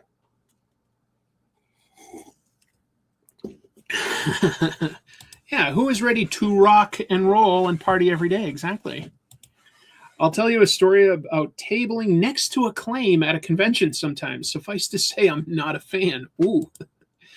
He could do a cool Watchmen type story with all those characters. He absolutely could. There's a lot of ways you could go with it. You know, you could roll it into the Invincible universe. You could do just a totally brand new shared superhero sci-fi universe. There's a lot of stuff you could do. They're pretty well-known characters considering they've bounced around. They've been, let's see, 1, 2, 3, 4. Some of these have had at least 5 different separate runs, not 5 different publishers, but like 5 different runs with their own unique continuity. So they've had a lot of history to them, but that's kind of fun. They did recently, but I think that's just the Gold Key brand. It's not like the original company ceased to. Oh, maybe they did back in the day, though. Actually, excuse me, they probably did. What else? One more piece of news. Look at that. Everybody recognizes that artist these days, even if you haven't read them. So, TV Tokyo announced the cast for Strange. Ito Junji no Yoru mo Nemurenu Kimyo no Hanashi, which means strange. Junji Ito's strange stories for sleepless nights. It's a live-action omnibus series. It's going to adapt 13 different Junji Ito stories into live action, kind of a Twilight Zone type of show, you might say. Live action in Japan. The series title is apparently a reference to the original name of the Asahi Shimbun Nemuki magazine, which was, well, you can see it's just very similar. That's where a lot of Ito's works appeared before they were collected into the compilations of short stories. The series will premiere on the TV Tokyo channel's Drama 24 programming block July 3rd, just after midnight, and then on BSTV Tokyo on July 12th. So it's a Japan show, but I bet you anything it gets licensed and brought over here. Here's a list of the adapted stories so that if you're a fan of Junji Ito, you can look to see if it's got one that you love. I think it's interesting that they've got In Old Records, because I think that one's being turned into an audio drama being released on an actual record. All of these stories have been translated into English in various releases, except for In Old Records, and that's featured in the Junji Ito collection anime. So yeah, that is everything I had for the news of the week. Is that what I'm going to do from now on? Just sing to you? It's the news of the week. Let's pivot from here to doing some comic book reviews. I just need to do a few things to set up a second camera, so bear with me while I set that up. I will be right with you. Let's review. Review it. The review. The reviews are in. I repeat, the reviews are in. Go to your reviews. What? Speaking of bad reviews. Don't worry about that review. Let's review all the facts. All right, gentlemen, let's review. Before we do, let's review. Those reviews really came out fast. Maybe we can review some right now? I'm not going to review all that again. Now let's review. Not my worst review. Let's review, shall we? To review. I think I've reviewed about as much as I can. There we go. All right. Thanks for your patience while I set that up. So, I have several really cool comics to talk about. I'll say this. I got a good amount of comics this week. For me, it was a big week. That's like at least 10 books that I got. And I did enjoy them all, but some much more than others. The one I think I enjoyed the most, I'll just start with that. Try to start like as positive as possible. Escape had a brief hiatus after issue 7. After issue 6, it's back with issue 7. Rick Remender, Daniel Acuna, some of the best work by each of them. This is a parallel world, not parallel world, but like an alternate history take on something very close to World War II, but it uses anthropomorphic animals. The Nazis are basically bats. The titular hero in this happens to be a bear, a pilot that's been shot down behind enemy lines, and he's working to blow up their doomsday cannon weapon. The art in this is really spectacular, but there's also some really great storytelling decisions in this that I admired. I'm going to give Rick Remender some credit here. They make the leader of this installation, this military installation, the bad guy, just really annoying right off the bat. Like, he's very capable, but we've got a private giving him an assessment that somebody has broken through the walls of their installation. And he starts to give him an assessment like of what's happening. And, the guy doesn't even look at him. The lieutenant colonel doesn't even look at he just sort of puts up his finger and he goes, "Spare me your assessment, Private. If I want to hear incompetence, I prefer it come from the source. Connect me to the major on the ground." And by the way, the major is his son, and he does not treat him well. It's amazing how quickly we get to know that this guy's smart, but an asshole.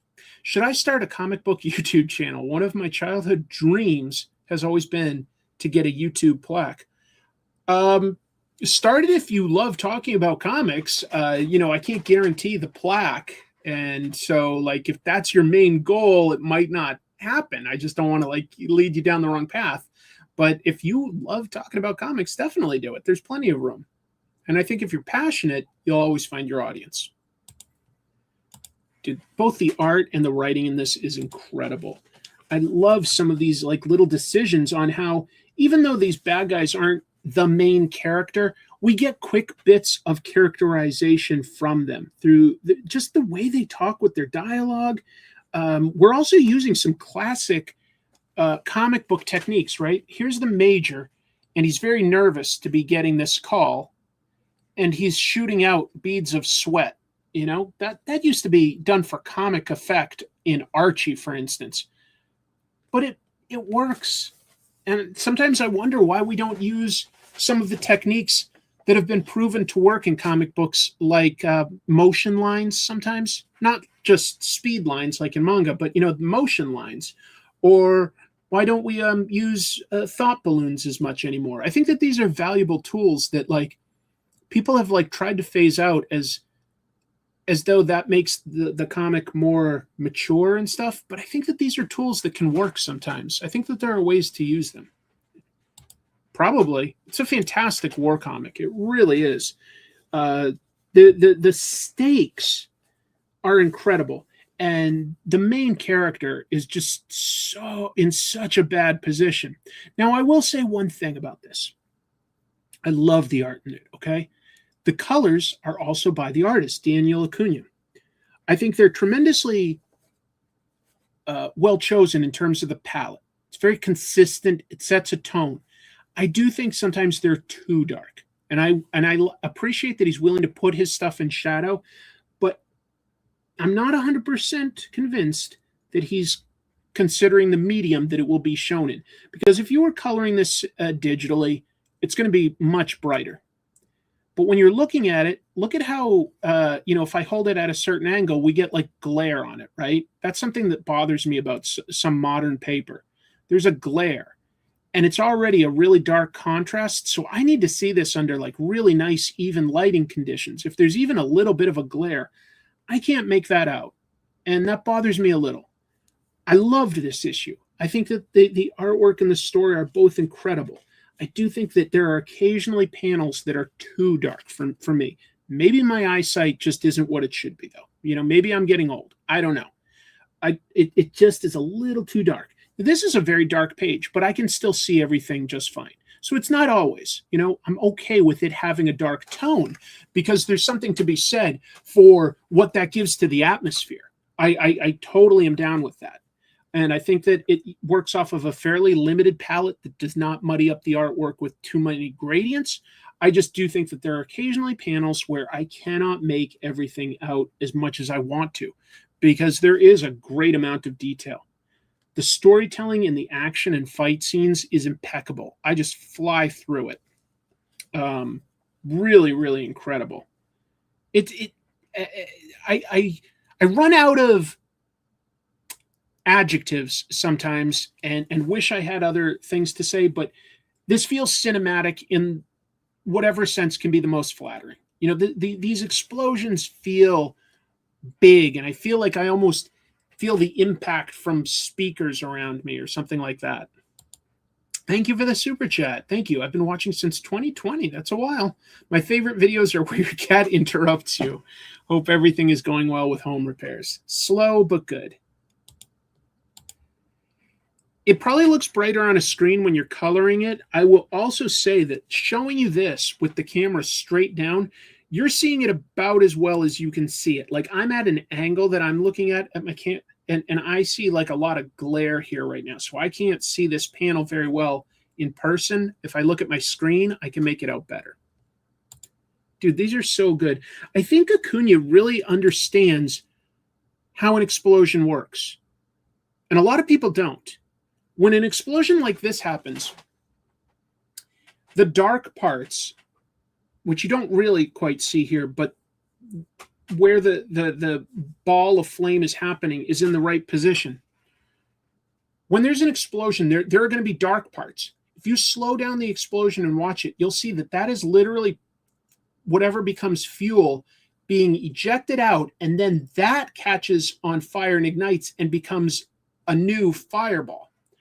So you have to understand sometimes when you're drawing certain scientific principles. Like if you're showing how a gun shoots, I'd recommend don't look at how you like an artist representing that and try to copy that, because you're not truly understanding what you're representing there. You're just copying something and you might be getting some of it wrong.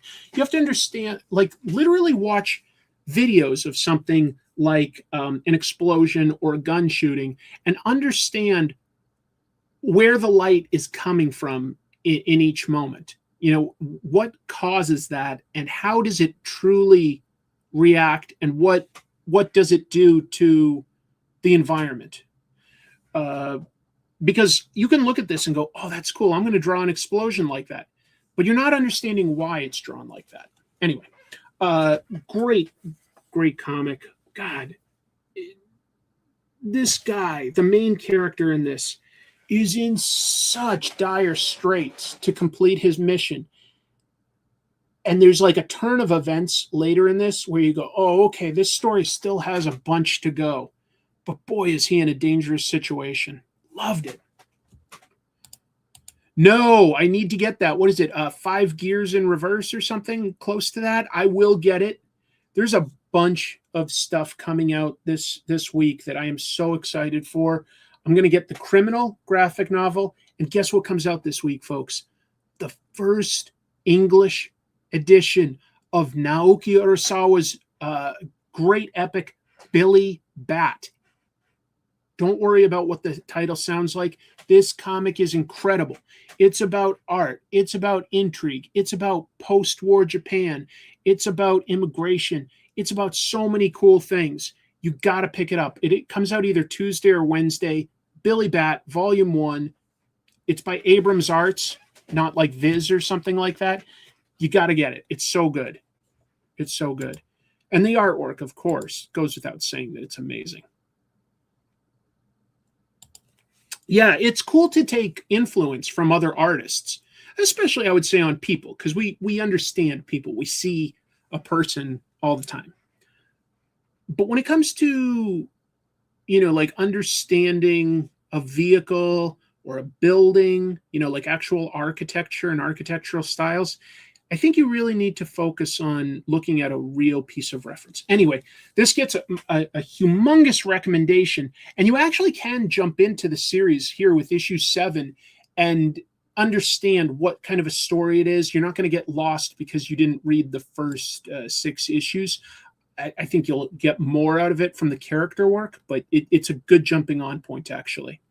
It's so good. It's so good. Oh, yeah, of course I read Monster. I thought I did a video about it. I definitely I think I listed it as my favorite book of that year that it came out. So it would be in my top 10 list.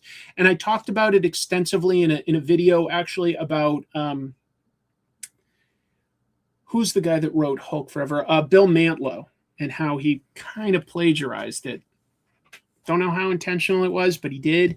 I also talk a little bit about it in my Barry Windsor Smith video. So I've talked about it like 3 different times, but not like a dedicated video about just Monster. Oh yeah, Isidore is so good. I've never, ever been disappointed by Naoki Urasawa. Yeah, I'm trying to think. Like off the top of my head, I'll tell you that like Pluto, Monster, 20th Century Boys, all 3 of those by Urasawa, perfect comics. Perfect. I have 0 complaints about any of them. Billy Bat, I'm positive I like, but I haven't read the full thing because I've got the manga in Japanese. So like my understanding of it is shaky, and I can't wait for the English version this week. Thank you. Thank you. It bombed again, like my latest Comic Tropes videos do, but I'll talk about that later. I'm still very proud of it. Thank you very much for watching. I mean, I've interviewed him, so I would consider doing it, but yeah, I've interviewed him. Isidore is still ongoing. All right, what else came out this week that was really good? The finale to the sort of Suicide Squad arc of Absolute Wonder Woman. Kelly Thompson, Hayden Sherman, and, you know, a lot of the compliments I'd have on this would be things that I have talked about before. I did like this. I've talked a lot about how Hayden Sherman does unique panel design. And I'm starting to see that some of that might have literally been influenced by Mobius. I was reading some old Mobius and saw Jean Giraud doing some similar ideas with like panel design like this. I don't know if that's 100% intentional or not, but I did see Mobius did something similar. But I loved this, that they also worked in the lettering into panels. There's two things going on here. One is Wonder Woman has hit this huge mechanical machine that's after her. And a second thing is that Zatanna is magically teleporting away. So the stuff with Zatanna is like told in these panels, but the boom still takes up a big space and represents itself as boom. It's just really interesting storytelling. I don't find it confusing. I find it invigorating and fun. Great artwork. Also, this story ends with like the hero in a really bad place. And I kind of like that every once in a while. It's not that I take any pleasure in seeing a hero that I like suffer so much as you go, okay, they're in this position. Do I think that they're going to die? Probably not. But how do they get out of it? I can't figure that out. Like, they're in a really bad position here. And I like that the villain has sort of outsmarted Wonder Woman. There's a lot to like about where this puts the story. It also sets up how we might get a new villain, although this book continues to surprise me and not give me what I expect, but it might be setting up how we get a version of the classic Wonder Woman enemy Cheetah. Might be. I don't know yet.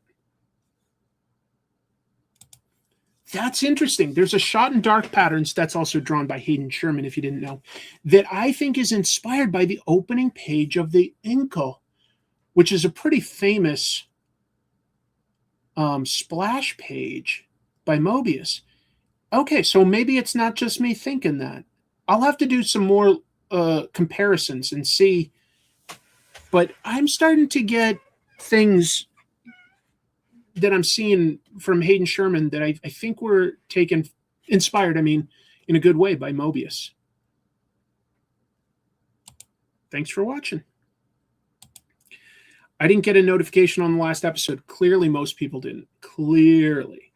If I have almost 300,000 subscribers and less than 10,000 people watch a new video within like more than a 24-hour period, clearly most people are not getting notified. And I'm trying to figure that out right now, folks. I have not figured it out, but there is something going on where my channel is kind of being suppressed. And I don't know if I did something wrong or not, but yeah, something's going on with my channel. It's tough. It's really tough, because that definitely means, like, just to be clear, that it pays pennies. It pays next to nothing when my videos do that bad on a consistent basis. But I feel like I'm delivering people what they want, because I'm getting great feedback from anyone that has watched it. Like, people are saying that they really like it. And so I go, okay, so I feel like I'm still giving people something that they want, but I'm doing something wrong that YouTube is not sharing it.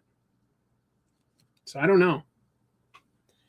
Oh, you're so kind. I was really proud of what I made there. I thought that it was pretty dense, but like talked about a lot of different aspects of what Bilquist does technique-wise. Anyway, I'm getting distracted, but I will say fantastic art, fantastic story, puts the hero in a really bad position by the end of this 5-part story. So it ended its story arc in a great place. Really recommend this book. I go back and forth between deciding if Absolute Wonder Woman or Absolute Batman is my favorite out of the Absolute titles. It goes back and forth. I love them both. I really do. Aren't rug pulls part of their MO? I don't know, man. Speaking of the end of a story arc, Void Rivals also ended a story arc. They did a 6-part Quintesson War story. The last 2 issues of Void Rivals that I reviewed on this, I was kind of ambivalent about at best. I was just like, it feels like it's sort of treading water. I will say it ended the story arc in a fantastic way. Loved it. Loved this issue of Void Rivals. The characters had gotten, like some of the main characters had gotten dropped into a Sharkticon pit. And I was like, oh man, is it just going to mirror Transformers, the movie? And they're just going to beat these Sharkticons up? No, almost the exact opposite. These Sharkticons get a big win, and something really bad happens to one of the main characters. But then beyond that, the book is setting stuff up to start getting really tightly integrated potentially with either Transformers or G.I. Joe or both, because the main characters are on an alien planet, right? They're on the Sacred Ring. But in this issue, they have to escape their planet. They're going to go try to find Transformers to come back and help them win their war with the Quintessons. And they do that by jumping on an organic spaceship that the bad guys can't track, one that's run by Cobra Law. Pythona was sent on a mission to like find the origin of this technology that's out there. And so this is just amazing. Through a series of events, they're sort of forced to escape together. And so now we're going to be in a position where the main characters from Void Rivals their goal is to find Transformers, and they're being taken there by characters from the G.I. Joe comics. So it could easily cross over and have more connective tissue with one or both of them. It ended the story in a great place. The good guys took a humongous loss in this. The bad guys just about totally won. And I kind of liked how much of a surprise that was. I really enjoyed it. 200 people and 105 likes. Hit the like button. Thanks for the message and the super chat, Mike. I appreciate that. Let's see. If I want to start reading G.I. Joe or Transformers, do I have to read Void Rivals? No, the good news is that everything that's taking place in each book is in a shared universe, but still tells its own story. So there's no events that cross over that mean you have to read the other titles. You definitely don't. And that's really nice. I'm enjoying them all, but you don't have to read them all. You could read any one that you liked, and that would be enough to enjoy that title. Mask Issue 1 came out. Mask Issue 1 already came out. It's good. It's real good. Pi Par's art is fun. I'll talk a little more quickly about this, but this is the final issue of Exquisite Corpses. We simplify the creative team to be James Tynion writing, Michael Walsh drawing. I do want to shout out that Becca Carey is one of my favorite letterers working today, and I like the font that she came up with for this. I like her balloon placement. I do like the lettering quite a bit in this comic. Does the story end in a satisfying way? Overall, yes. It's bleak. It's bleak, but I guess since it's horror tinged, that makes sense. It's not mean spirited. It's just a very unfair world. I will say that I liked, but did not love this book. And that's because it started by sort of positioning that it was going to have this sort of tournament between all these serial killers. And that wasn't exactly the way the story went down. The killers were kind of always supporting characters at best, and kind of small at that. Wait, maybe I do get sent digital copies by publishers. Maybe I'm thinking that I read a digital copy instead of like the release. I'm sorry, folks. Maybe Mask isn't out yet. Sorry about that. Final issue of season 1. If that's the case, I might be done with it. It's a good enough story. But while reading it, I was like, this could have used either a second draft or a different medium for it. It felt when I was reading it like a proof of concept for a movie or TV show type thing. Whereas I was like, I want it to lean into more of the comic bookness of it. I liked it. I didn't dislike it. I just didn't love it. But maybe I went in with preconceptions that it would focus on a tournament, and it really focused more on a very small number of survivors in a town and on these super wealthy assholes that are running this tournament.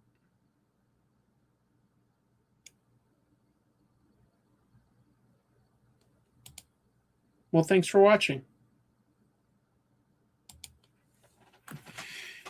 Here's one that I do have a little more to say on. And so this is the last issue of the Ultimates, which I have absolutely loved. I think it's been my favorite book out of the Ultimate line. It's pretty much every single issue has been a story in and of itself, even though there's a continuing narrative. It's a team book. Again, I'll say this. I like this as an issue, but as the last issue, I found it lacking. Because the story isn't over, really. It just pivots from the end of this to going like, and to see how everything wraps up, check out, Ultimate Endgame. Okay, I thought I'd get a little more closure than that. I thought I'd get a little closure on one or two characters. What you get closure on is they really go up against the Hulk in this. The Hulk had a humongous win against the Ultimates where he just absolutely trashed them. But now they come back, they've trained and prepared and they know what they're facing. So the good guys kind of have a come from behind win against the Hulk. And that's all well and good. But the Hulk is always positioned in this as one of the henchmen of the Maker. And they haven't beaten the Maker. It's just that this book specifically was set up saying, we are the team that knows Maker is going to get out of this prison in 2 years. We have 2 years to get ready for him. And now we're sort of here and we get told, and to see how it wraps up, you got to read this 5-issue miniseries. I'm like, that's not really that satisfying. I don't know how you'd necessarily do both the finale to a book that's about beating that guy and wrap up the entire universe going up against that guy. It's a good issue in and of itself, right? The art is good. The characterization is good. The action is cool and unique. And the villain is detestable. And I really want to see him get his comeuppance. So as an individual issue, I found it good. As a conclusion, I found it bad. It's interesting that a book can be both of those things, but I'm really starting to worry Ken, with just 2 more issues of Ultimate Endgame, and I haven't really enjoyed or loved the first 3. Am I going to love it? I don't know. I've got a lot of faith in the creative team. I do. Maybe they had to sort of tread water because of how timing was going with when this book and other books would end up. Anticlimactic, I agree with. Money grab, I don't know. Yeah, it I don't know. I lean towards thinking Ultimate Endgame might have been better served being a few more issues of this title. Build up to this point, and then literally have the other characters get to guest star in the Ultimates. It is a team book. I think that might have been more satisfying to feel like I'm reading the same story. It's all by Dennis Camp. It's got the same characters. It's easy to be an armchair quarterback and say that's what we should have done. But I really do think that might have worked better. I talked to Chris Condon, he wrote Ultimate Wolverine, at my local convention, and he told me to look at the Ultimate Endgame conclusion where each team will have an epilogue chapter for an ending to each Ultimate series. Okay, so we've still got a little ways to go. Right, yeah. 2 more issues, I believe, of Ultimate Endgame to come out. I think that they could have structured it a little better. The Ultimates, if you got this all in like trade paperback or omnibus form, I'll tell you this. This is a good read. It's a satisfying read. Lots of good stuff happens in it. Lots of interesting character stuff. Lots of interesting world building stuff. Lots of commentary that I can totally get behind. But the idea of having to also wrap up a whole shared universe, I think probably just should have taken place in this game instead of a separate mini-series. Business-wise, that probably sounds terrifying to Marvel. They're like, oh, you have to have an event series. But I really think it could have worked better. It feels disappointing. It feels like Hickman has structured a lot of stuff where I do consider that he has some strong endings. I'll say this. Ultimate Spider-Man had a more satisfying final issue than this as a final issue of the series. But my overall enjoyment of the experiment, we'll call it, of the Ultimate Universe, second time around, will be a little bit up to how satisfying the conclusion of Ultimate Endgame is. Maybe now that Dennis Camp has finished this story, maybe 2 more issues is enough for him to wrap things up in a satisfying way. I don't know.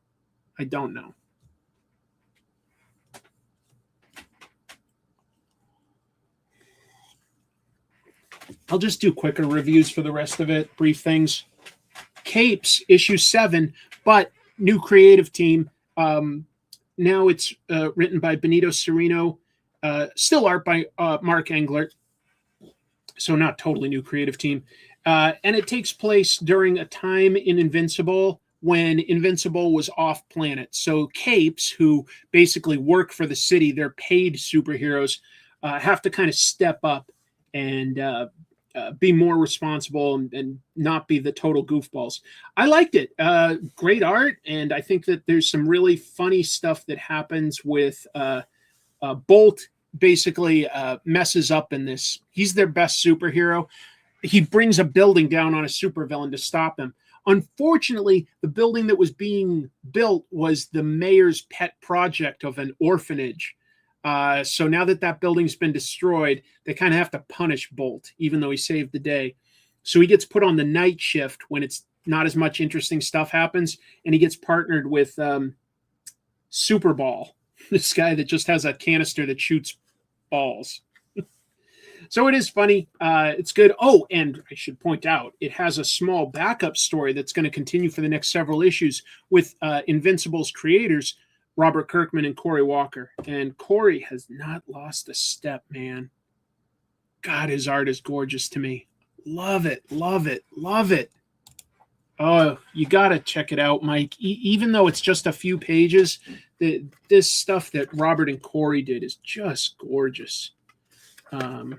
Yeah, it's only like 4 pages, I guess, but it's really pretty. Cover also by Cory. Introducing a new character that they put in their Invincible video game. Would Capes be a good place to start for my friends who like the Invincible show but don't have a lot of experience with comics?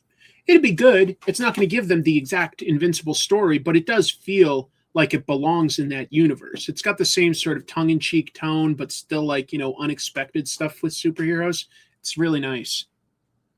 Yeah, Benito does a really good job. I think that I like a lot of what Benito writes. I think some of his best stuff is when he can put tongue-in-cheek for superhero stuff. And Capes is a little bit funny.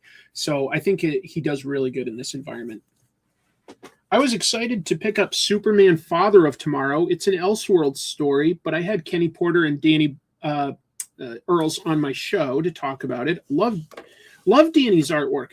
One thing that I found interesting about this was I feel like Danny has made some adjustments leaning into a little bit more cartooning as compared to going with hyper realistic people, but I think it serves very well. I think it works. I think that the slight characterization I see to the people in this works very well. The overall idea of this Elseworlds is pretty simple. Instead of Kal-El coming to Earth, Jor-El comes. He wasn't able to get his family on board the spaceship. So an adult scientist, a super scientist, lands on Earth and lives with Martha and, sorry, what's Pa Kent's name? All of a sudden I forget because Jonathan? I think it's Jonathan. But I like their relationship. It's very different, you know? They wanted a kid. They didn't get a kid, but they are helping Jor-El, or as they call him, Jordan. And it's a very different world.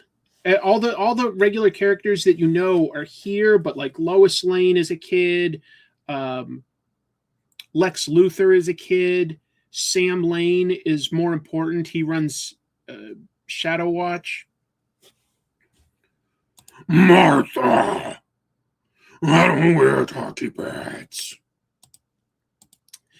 Definitely more cartoony this time.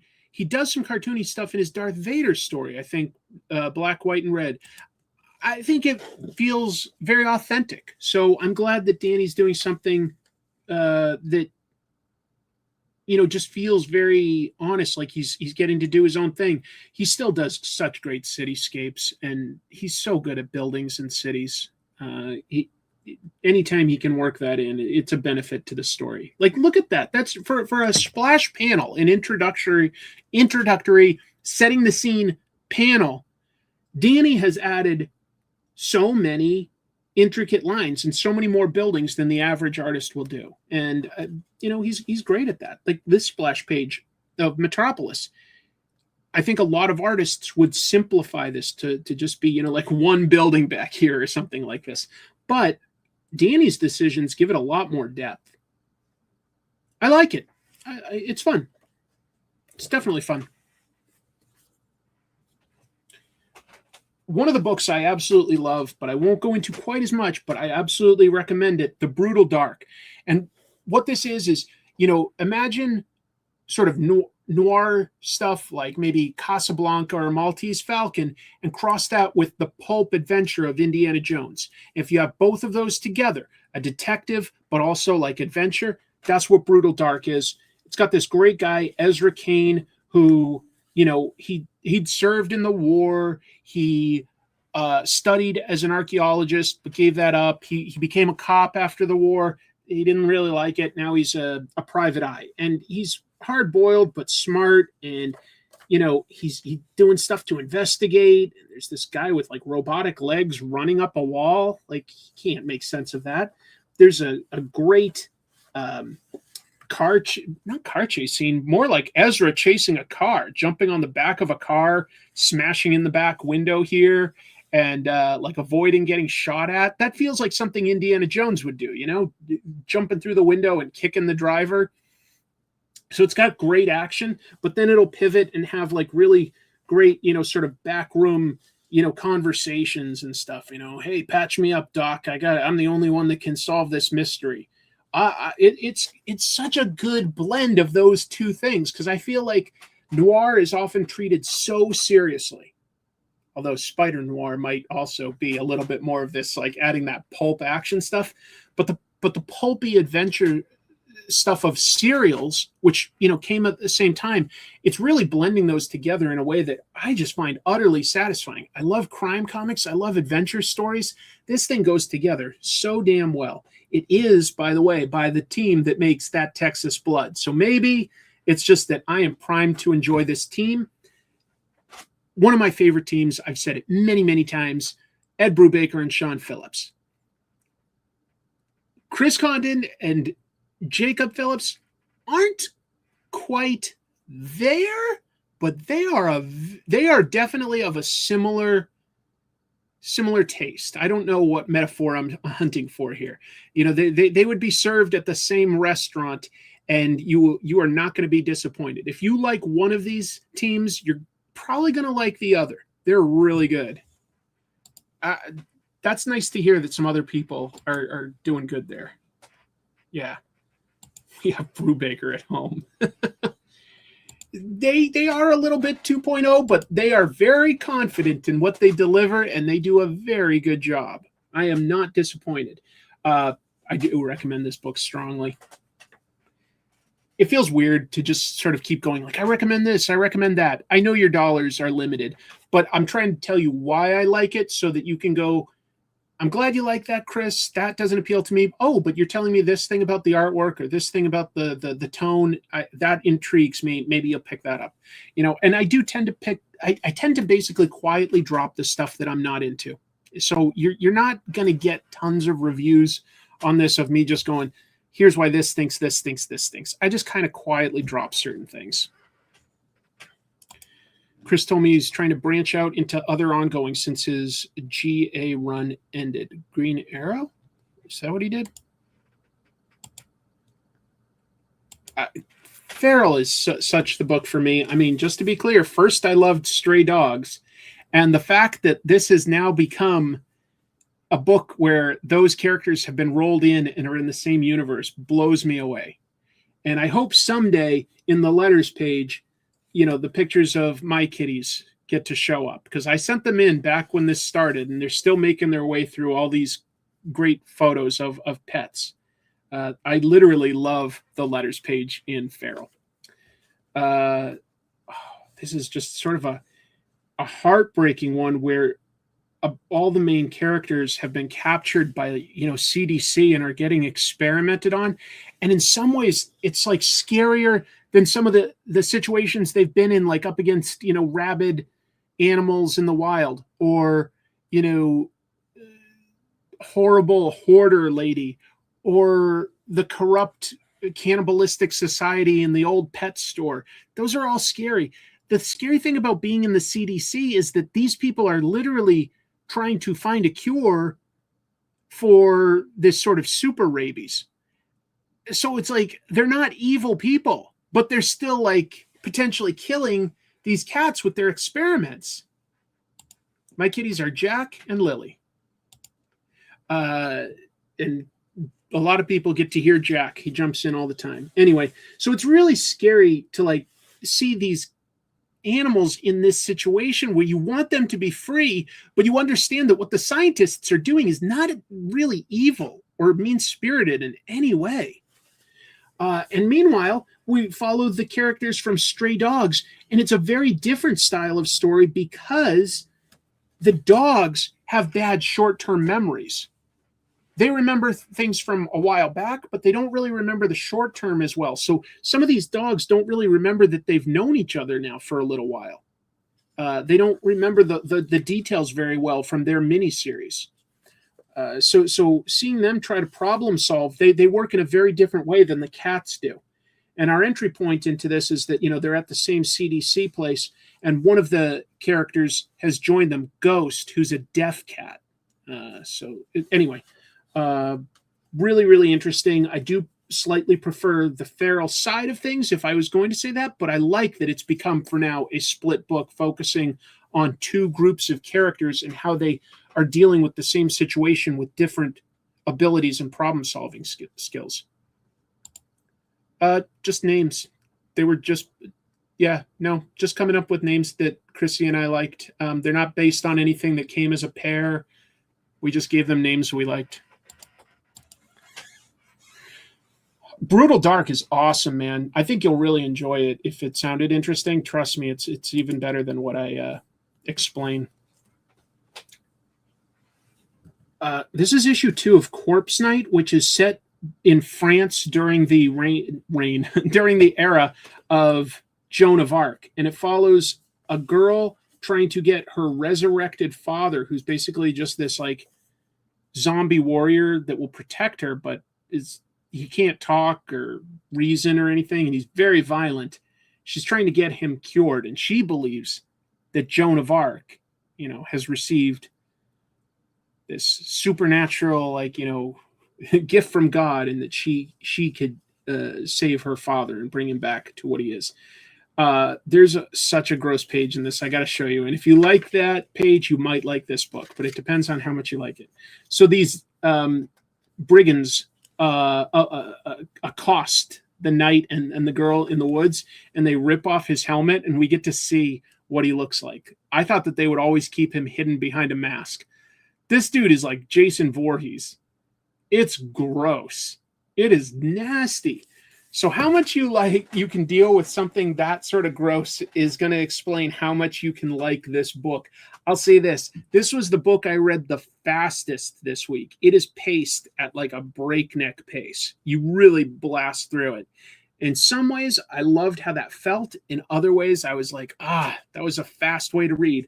But I will also argue, this book is $3.99. Most books are $4.99. So a little better there.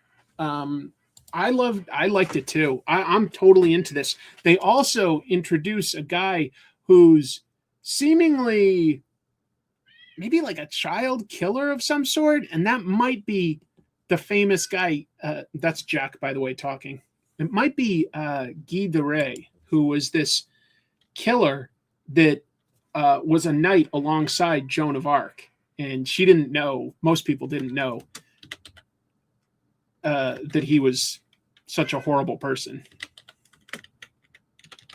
I was trying to look up the name.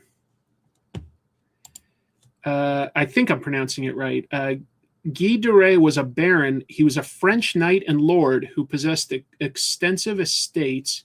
He served as one of the captains in the French Royal Army during the 100 Years' War, notably taking part in the same military campaigns of Joan of Arc. But he was also a child killer, and people did not know that for a lot of his life. So, interesting, weird bit of history. Jack just wants attention. Last one I'll talk about for a review, and then I'll just sort of talk about, media and comic tropes and answer some questions. But second issue of Swamp Thing from the 4 issues that writer Rick Veitch had written in '89 that got canceled at the last minute. One difference is last issue was primarily drawn by Michael Zulli, who's passed away. So for this issue and the next 2, Tom Mandrake takes over.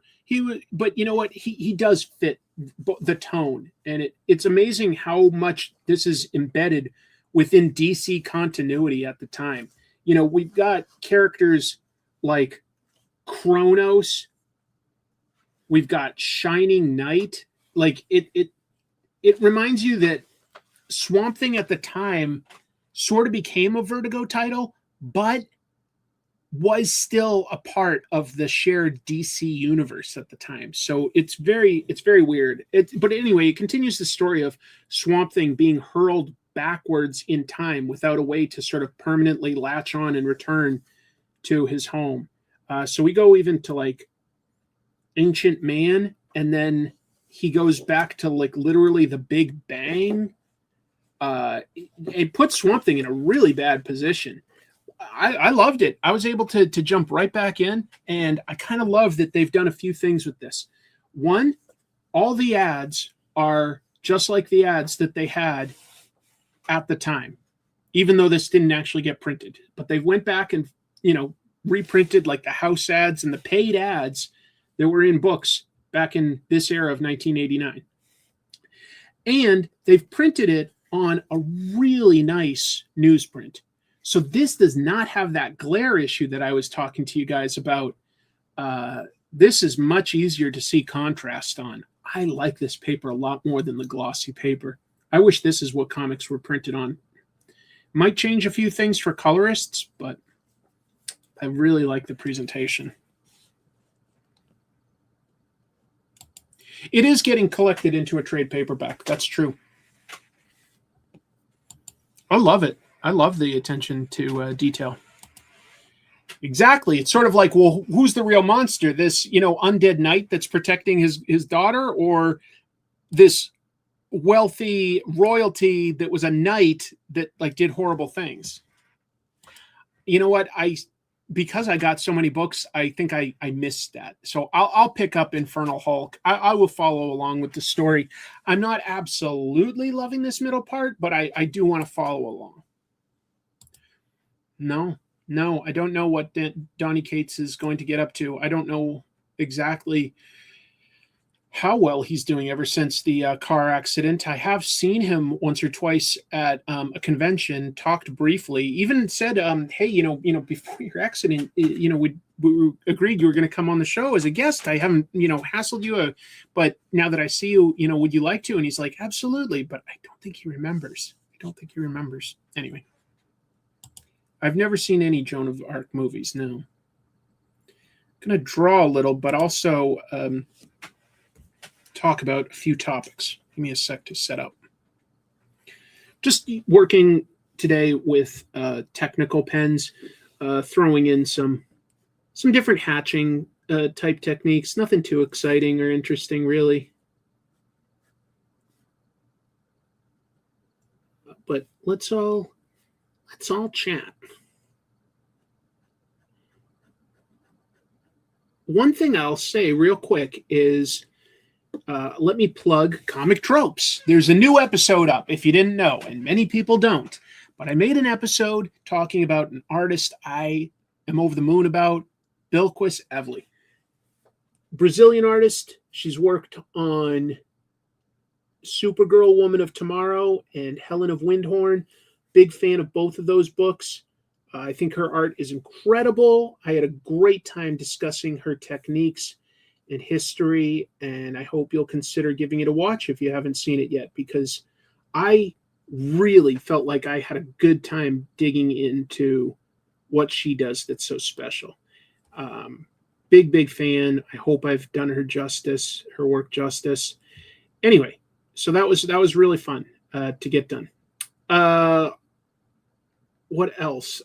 Next, I'm going to do a series of videos about Batman artists that I really, really like. I'm going to do a few episodes about Batman artists. And then I've decided what I'm going to do for the beginning of July, because basically it's my 10-year anniversary of making Comic Tropes specifically on YouTube. And I feel like I should do something. But I was having a hard time deciding what that would be. I was like, I could try to get a bunch of collaborators, but it's a lot of work, and does it really do a whole lot for any of us? I'm not so convinced. Anyway, I think I know what I want to do. I definitely know what I want to do. I'm finally going to make the episode I've talked about for a while. I think the timing is right. I'm going to talk about the Jaws manga and compare and contrast that with the British comics that came out at the same time called Hook Jaw, which is about a killer shark, and compare and contrast that as well with the American shark horror comic from Eerie Magazine, Warren Publishing, by Richard Corbin. He did a shark horror story. And I'm going to combine all those and talk about, my background, my history with Jaws, seeing that pretty young, growing up on a beach town in Massachusetts where it's basically set, and so some of my more personal background with that, and compare these three things and sort of talk about what inspired each culture to sort of focus on, because they're each sort of different in how they treat the horror of a shark. So yeah, I'm excited to do that, to be honest. I'm really excited. And you might be going, Chris, you found your Jaws manga? So first of all, technically, no. Second, I'm positive it's in this room. I've definitely narrowed it down, worked out all the places it couldn't be. And it would make sense that it's in here because all the other manga I bought on that visit, I definitely have in this room and can see.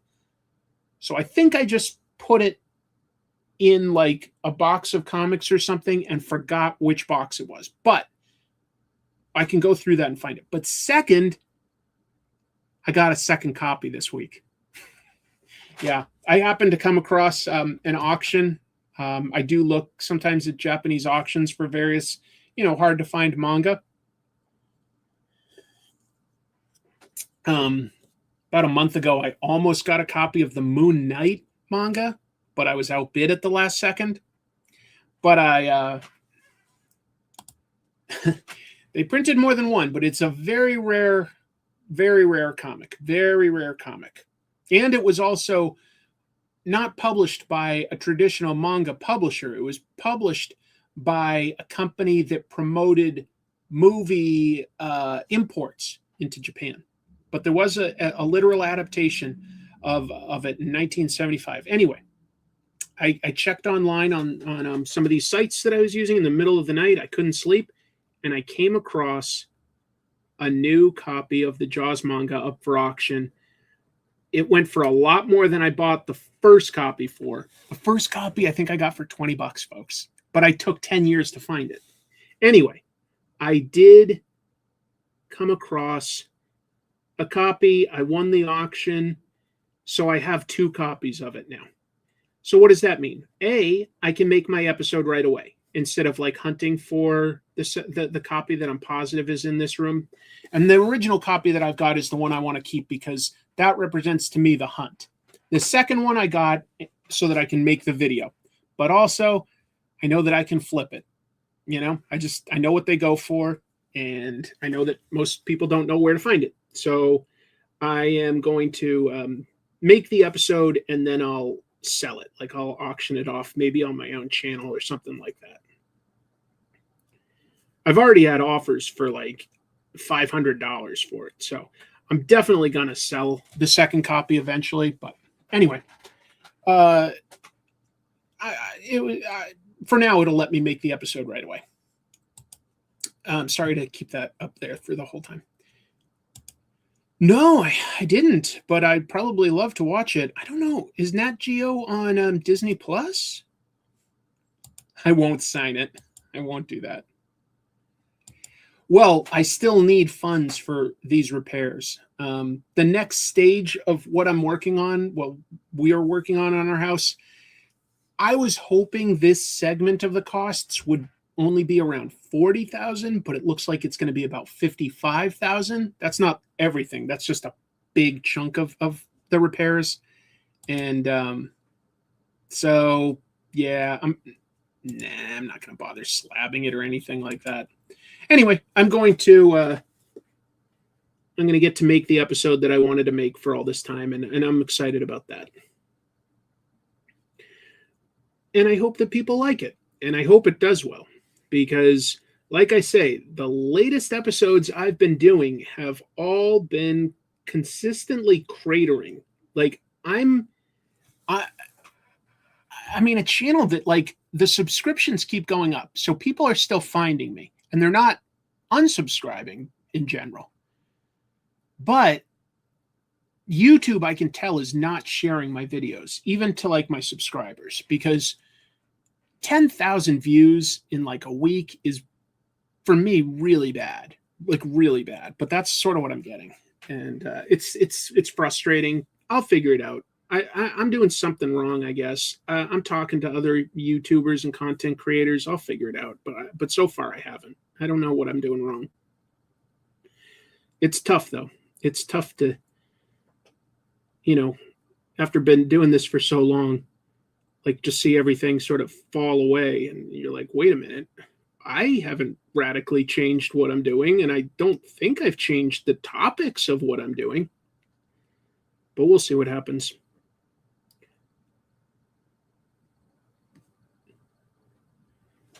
It'll be okay. Yeah, the bell notification ain't what it used to be. There's a part of me that wonders about that. Yeah, because it's like I've got that episode on my what do you call it, in my inventory, but it's not public. So, but I wonder a little bit, like, did making some not safe for work episodes like somehow shadow ban me? I wonder. So maybe I need to delete those. I don't know. Be ashamed to not be able to make content like that for people just because it's about sex. I'm not trying to be prurient. I'm trying to just talk about comics that don't get talked about too much.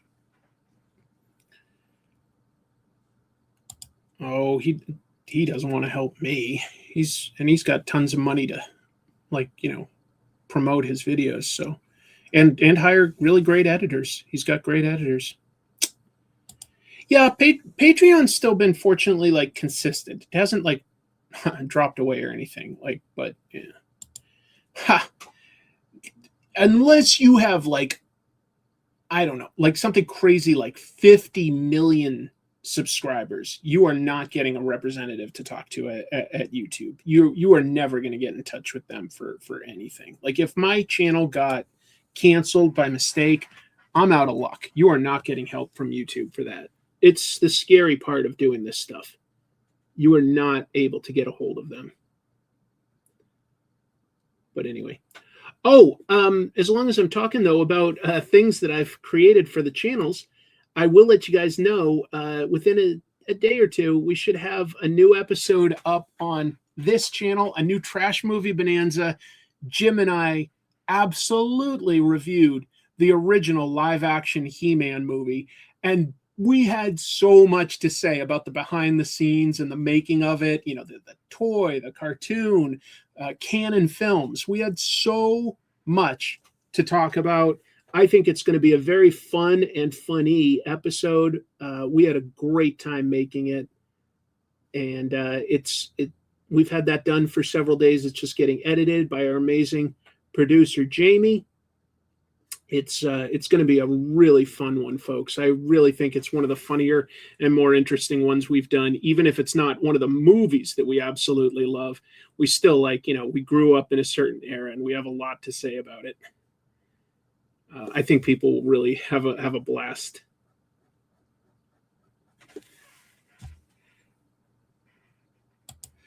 YouTube has been dropping the ball on notifications for other channels I follow too. They've definitely made some big changes. I just have usually been better at keeping up to date on how algorithms change or things like that. And on this one, I feel like I missed quite a few things because I'm just not aware of what I did wrong. I don't think I knew that part. Paul Chadwick worked on the He-Man movie? I didn't know that. When you had comic tropes coming out weekly years ago, it was easier to follow. If I didn't get notified, I would look for the new episode. Regularity is the biggest thing you can do, and it's the biggest challenge I have right now because as I got older, I legit just have less energy.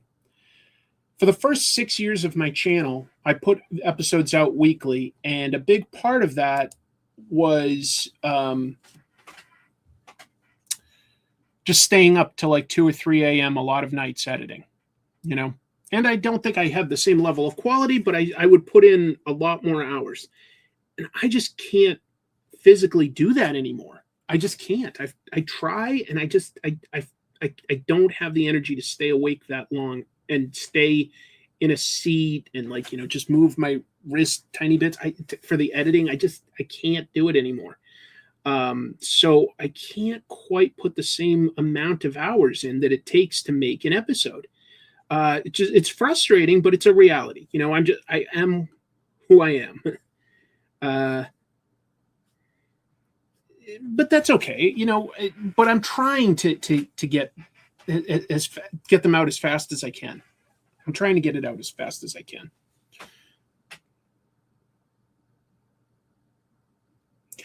Oh, yeah. So Spider Noir came out, and I've got a few things to say about it, and none of it's spoilery. First of all, I like it. I like it. It is fun. I think that the best thing it has going for it is Nicolas Cage. I also really like Lamorne Morris as Robbie Robertson. He's pretty fantastic. The whole cast actually is really, really strong. Really, really good cast. The guy they've got playing Sandman, Brendan Gleeson as Silvermane. Like, it's a really strong cast. It's not quite the same as the comics, to be clear. There's a lot of differences. The similarities are the costume and the setting. He's called Ben Reilly in this, but I do get the sense that that's sort of a pseudonym, but I don't think that Marvel lets Sony call him Spider-Man. I mean, call him Peter Parker. So it's a new take on the idea. At the same time, one thing that does drive me nuts about it is that I went to the credits when I watched the first episode. I've only seen 2 of the 8, I want to say. I've only seen 2 so far. Just because of time. But they don't in the credits thank any of the people that made Spider Noir, the comic. They don't even thank Stan Lee and Steve Ditko for creating Spider-Man, unless I totally missed it. But I don't think I saw it. And I thought that was weird. I don't think that there's a legal obligation necessarily, but I think that, like, it's just weird not to thank anyone that made the comic. Okay, I'm right. Yeah, they didn't credit the creators. Very strange. Very strange. I love New Orleans. That's where I went to college. Loved my time down there. Thank you for watching. But anyway, it's a good mystery. It's good special effects, I will say. You know, they cleverly write the story around being a lot of detective stuff and a lot of interpersonal conversational stuff. But when it comes time to set something outside or have Spider-Man swing, I was like, wow, this doesn't look like TV budget to me. This looks really, really good. Great question. I watched the first episode in black and white, and I liked that. And then out of curiosity, I was like, I'll watch one in color just to see how it plays out. Not bad. I think I prefer it in black and white. I think it was intended to be filmed in black and white. You can see they light it. Even in the color, they light it so that there's such contrast. And there's depth. You know, they're like, this is the foreground, middle ground, background. They're lit differently, and it's good lighting. I think it looks better in black and white. I think that's what it was intended for. AI Stanley loved it. Speaking of voices, though, I love the voice Nick Cage does as this sort of 1930s hard-boiled detective. He's having fun. Nick Cage, I think he's a good actor. I think he's a real good actor, and he's a weirdo, but he has fun with this stuff. And I've never doubted his love of comics. So I think he's giving it a really supreme effort, and I liked it. I don't know if I'll keep liking it because I don't know too much of the story yet, but so far I'm really enjoying it. I hope I continue to enjoy it. I liked it more than I thought I would. Have a new Comic Tropes episode come out the first Monday of every month to give it regularity. I could do at least 2 a month, I think. But now that you say that, you know what? That's one thing I think I'll do for the next couple episodes is I'll release it on the same day instead of the first day it's ready. Excelsior, Noah! Yeah, Cagney Bogart and 10% Bugs Bunny. That's such a good way of saying it. Yeah. He sounds a little like a tired Jimmy Stewart to me. Well, I think he is supposed to sound a little tired. You know, he's got a tough life that's been going on. I never heard that. That's interesting. I do find it interesting how many sort of public domain songs they found that I'm like, oh, I know that song. Oh, yeah, I guess that was around in the 30s. That's impressive.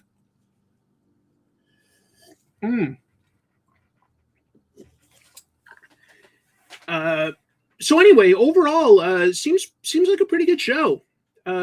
Definitely buoyed by the fact that they've got Nicolas Cage. I mean, on a TV show, I don't think he's ever done TV before. Has he?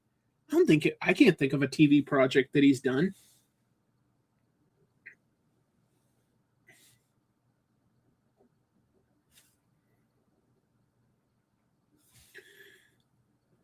So he's great. He's great. And if you've ever thought hey, I've seen him in some real schlock. Yeah, he still gives it his all. Check him out in Leaving Las Vegas or Raising Arizona or Adaptation, and try to tell me that he is not a great actor. He's a great actor. He's really great. Nick Cage said that his son made him watch Breaking Bad to prove to him TV is worth it. That's a great example. It seems Prohibition is canon in that. Yeah. Hey, super chat. Arriving late, just wanted to show appreciation for the amazing Bilquis Evely episode. Oh, that's so kind of you. Thank you. Thank you very much for watching, and thank you for the super chat. It was my pleasure to make that episode because that wasn't me trying to go like the algorithm, YouTube will like this. That was me just going like, Bilquis is an amazing artist. I can't think of another modern, newer artist that does that level of detail and does it that well, knows where to place the detail. I haven't seen detail like that since, the Image Comics days of Jim Lee and Todd McFarlane, just adding hatching everywhere.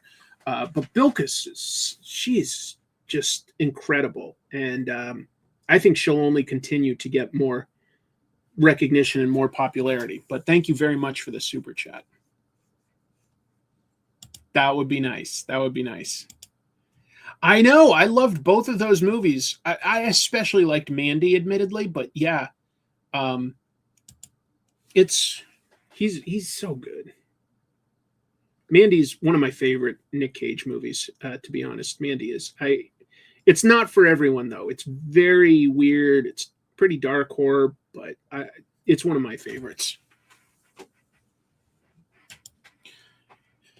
1981, he was still breaking in. 2021 documentary. Okay, well, that's pretty different too. Ghost Rider is something.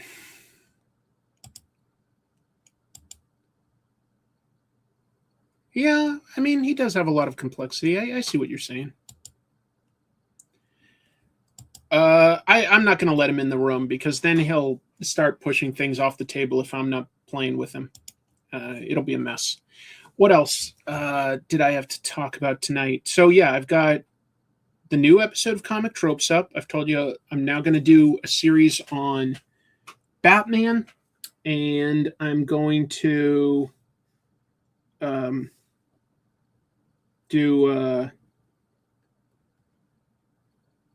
what? I'm going to do a series on Batman. I'm going to do my anniversary episode. Yeah, I guess that's and I've got the Masters of the Universe thing coming out that I did with Jim. I am pecking away at some comic book projects, but it's a little too soon to talk about any of those. But I might have some stuff either late this year or early next year if things go well. We'll see. We'll see. That's still up in the air, so I don't want to jinx it by promising something that either falls apart or comes out way later. Other things that are going on. This one I'll just talk about briefly. I saw another new movie, and it isn't one that I give the same sort of recommendation that I give Obsession. Obsession is still the best, but it's interesting. I saw Backrooms, made by Kane Parsons, who did a bunch of these as YouTube videos. He's only 20 years old when he made the movie that just came out, 20 or 21, and it's good. It's not exceptional like Obsession, but it's very good. It's really interesting. It's really creepy. I'm not totally creeped out by liminal spaces, like spaces that you see a lot that look weird when they're empty. But the ideas behind this movie extend beyond just that. And I found it quite good. Some really broken characters that each had some stuff missing in their lives that informed where some of the disturbing parts were coming in. No, I didn't really have that in the news because there wasn't a whole lot more to say, but yeah, James Gunn did post to social media a picture of the Lex Luthor, war armor suit, the big green power armor. So that's kind of cool, but I didn't have a lot to say about it. I mean, it looked good. Missed that. And let's see. Yeah, Backrooms was fun. And I think the thing that's interesting to me right now is we're getting a bunch of directors who are young and came up through YouTube. But I don't think that that's like a product of YouTube or anything. I think that's a product of if you wanted to be a filmmaker 50 years ago, you went to film school and maybe you were part of this big graduating class, like or partnered with interesting people and it gave you your opportunity. These days, if you want to be a filmmaker, it's almost of course you're going to have created content on YouTube, right? So like the guys that made Talk to Me, or Curry Barker making Obsession, Kane Parsons making Backrooms, who's that woman, Schoenbrunn, that did I Saw the TV Glow, and now she's going to adapt the Charles Burns comic Black Hole. All these people did do like YouTube and content creation stuff before, but that's the world they grew up in. So of course they would have worked on that stuff. It's not to say that like YouTube is, it's not like early YouTube when they were making Fred the movie or something like that, just because like, hey, maybe people like this. It's just that, of course, if you're a filmmaker, you probably put something on YouTube coming up. I also think it's really interesting, though, that these young guys that are making these horror movies right now are in their 20s. And so I think about it and I go like, well, where's this, like, where are these ideas sort of coming from culturally? Well, what have the last 20 years been like if you grew up in them? You came up just after 9/11, lots of fear for traveling, lots of wars going on. Lots of corruption and lots of hate. Like hate crimes and stuff. And I'm like, yeah, you grew up with these guys grew up with just sort of a world where you're always hearing about mass shootings, or you're always hearing about wars. You're always hearing about, like people struggling to make their bills. And I go, yeah, they've grown up in a scary world. It's not like always terrifying, but they've come up in a scary world. And it does make sense that you might push back at that with horror.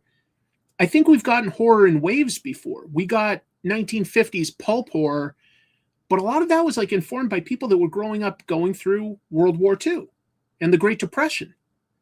And then they were like, okay, well, now I get to make movies and I'm going to talk about some scary ideas. And then you got a wave of horror in the 70s and 80s, Texas Chainsaw Massacre, Jaws, Friday the 13th. You got like this big wave. And those people had all grown up with like, the Vietnam War and things like that. And I'm like, yeah, I think horror comes when you sort of like, you've got some generational trauma. I think it comes in waves. Like there's always going to be some horror, but I think it comes in waves of like people that have grown up in like some really sort of scary, unsure times. In the Marines for 5 years, wrote short horror stories during my deployment. I think that's natural for like, growing up in or living in some very unsure times. You sort of approach it by talking about scary stuff that you can still control because you're the storyteller, right? Like you're controlling the level of horror and exactly what happens.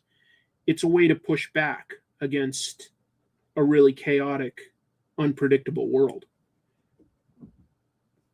Anyway, just a light theory that I had. I'd have to do a lot more research to be sure that makes sense. But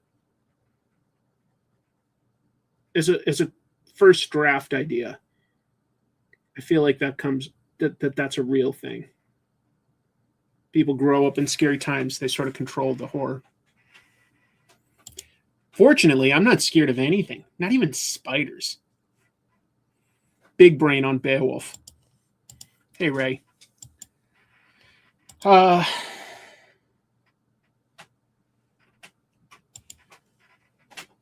the fall of the Soviet Union.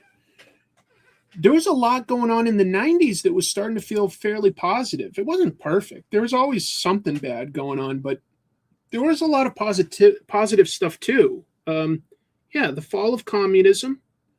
our economy was doing quite well in the 90s. There were a lot of like new gun laws put in place. So like the crime in big cities, violent crime actually was sort of trending down for the first time in a long time. There were some positive things. The 90s didn't necessarily know what it wanted to be culturally. I look at the fashion and the music, and I'm like, boy, there's a lot of ideas competing for attention in the 90s.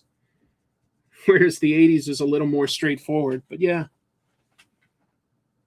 the middle class still existed. Boy, exactly right. Working on a horror game. Very cool. Very cool.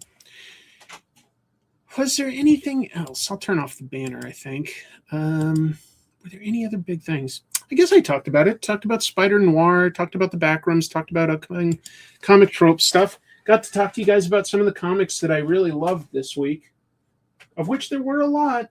There were. I think Brutal Dark and Escape were two of my absolute favorites this week. The Brutal Dark and Escape were two of my personal favorites. And I like superheroes still. Like, you know, I read Absolute Wonder Woman, but my tastes do lean a little to more towards crime and sci-fi type things these days. A little more.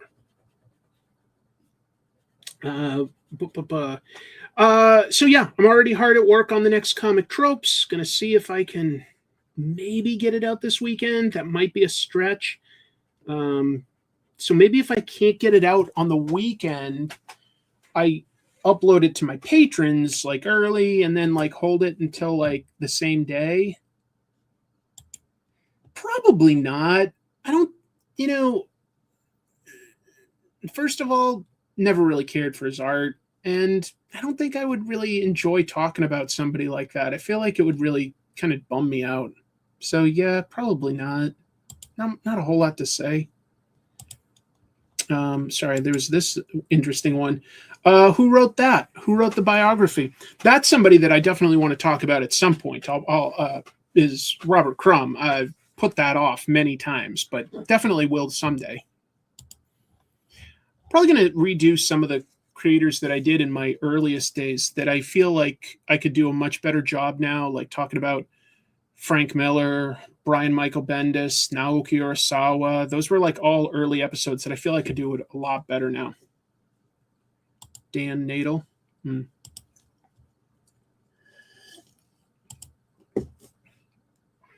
Dead Man does look interesting. I like the creators of Ice Cream Man. So yeah, that's interesting.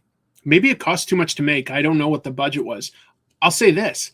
I grew up and He-Man and Masters of the Universe, very popular when I was a kid.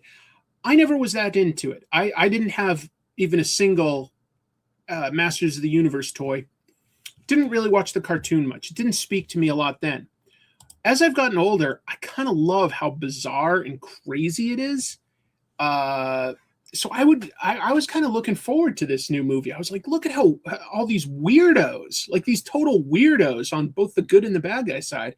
So I was thinking that it looked kind of fun, but maybe they spent way too much and that's why they're saying it would bomb, because I thought it looked like it would do pretty well. I was into Transformers and G.I. Joe. Those are the two that I was into. The other things that were around then, not much at all. Yeah. I would consider that. Yeah, I would consider making that. American Caper was created by Dan Houser and Laszlo, writers for GTA and Red Dead Redemption, and drawn by David Lapham. I love David Lapham. I don't know. Somebody just posted it. I hadn't heard anything about that. I don't follow these days how a movie is projected to do financially because I've stopped caring about that completely. It's completely out of my control how well or something does or does not do, or what the fallout from that is. I see what I want to see. And if it bombs, but I liked it, cool. At least I got to see it.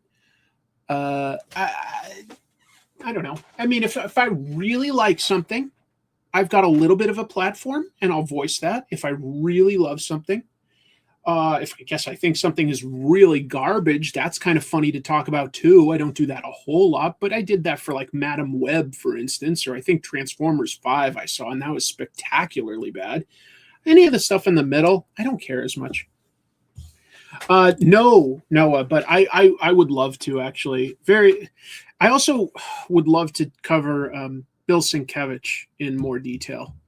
Al Columbia and Bill Sienkiewicz are two creators, and sort of little this later, but also did like some crime stuff that I like. David Lapham. I don't know. It brings me down a worm's hole.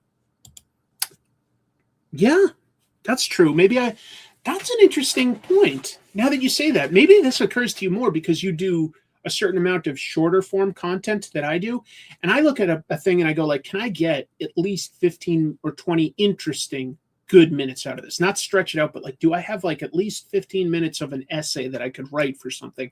And if it's more like a 5-minuter or a 10-minuter, I go, oh, well, it's not worth doing. But maybe I could still do stuff like that. And that would be what I give my patrons, is just like a shorter essay here and there. Because it might be bad that I've done a few on creators like Milo Manara and Omaha the Cat Dancer for my patrons. And maybe that's what YouTube doesn't like. I don't know yet. I got to think about that.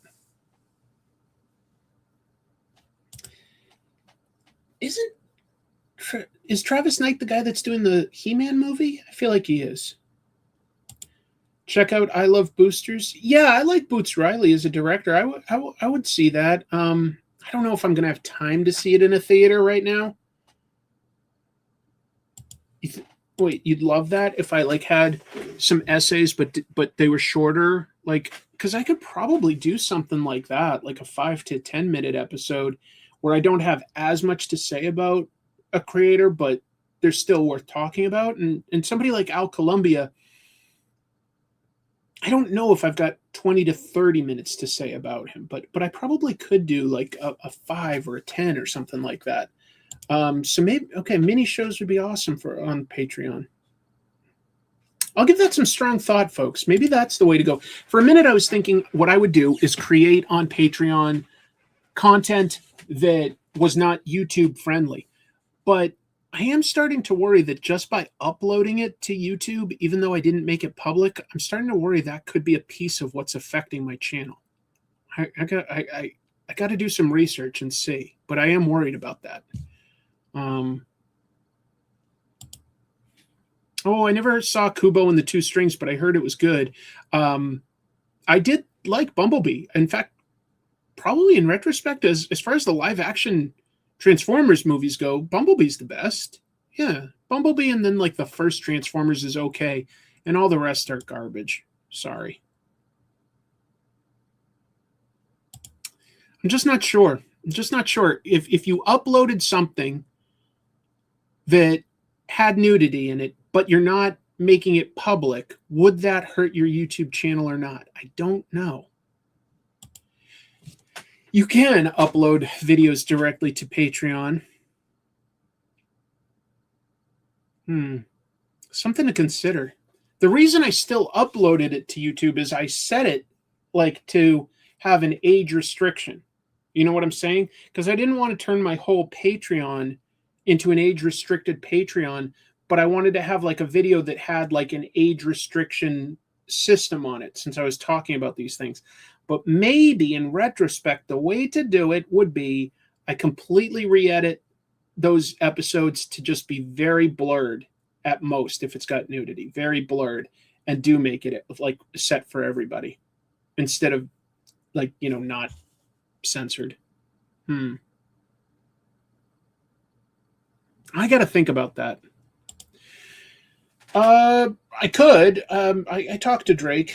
He does some episodes on Not Safe for Work Comics too, but he does just fine with his other videos. That's what I was thinking. I wouldn't have thought it would affect you, but I don't know what's affecting me right now. I feel like I did something that YouTube didn't like, and so they're not showing my videos. And I can't figure out what I could have done that would have made YouTube think that like people don't want to watch my shows. For a minute earlier this week, I strongly considered that maybe because I've got this second channel that also has comic tropes in it, Comic Tropes After Dark. I was like, well, I'm putting out weekly shows on Comic Tropes After Dark. Does that title confuse my other channel that's called Comic Tropes, like in a slightly different content?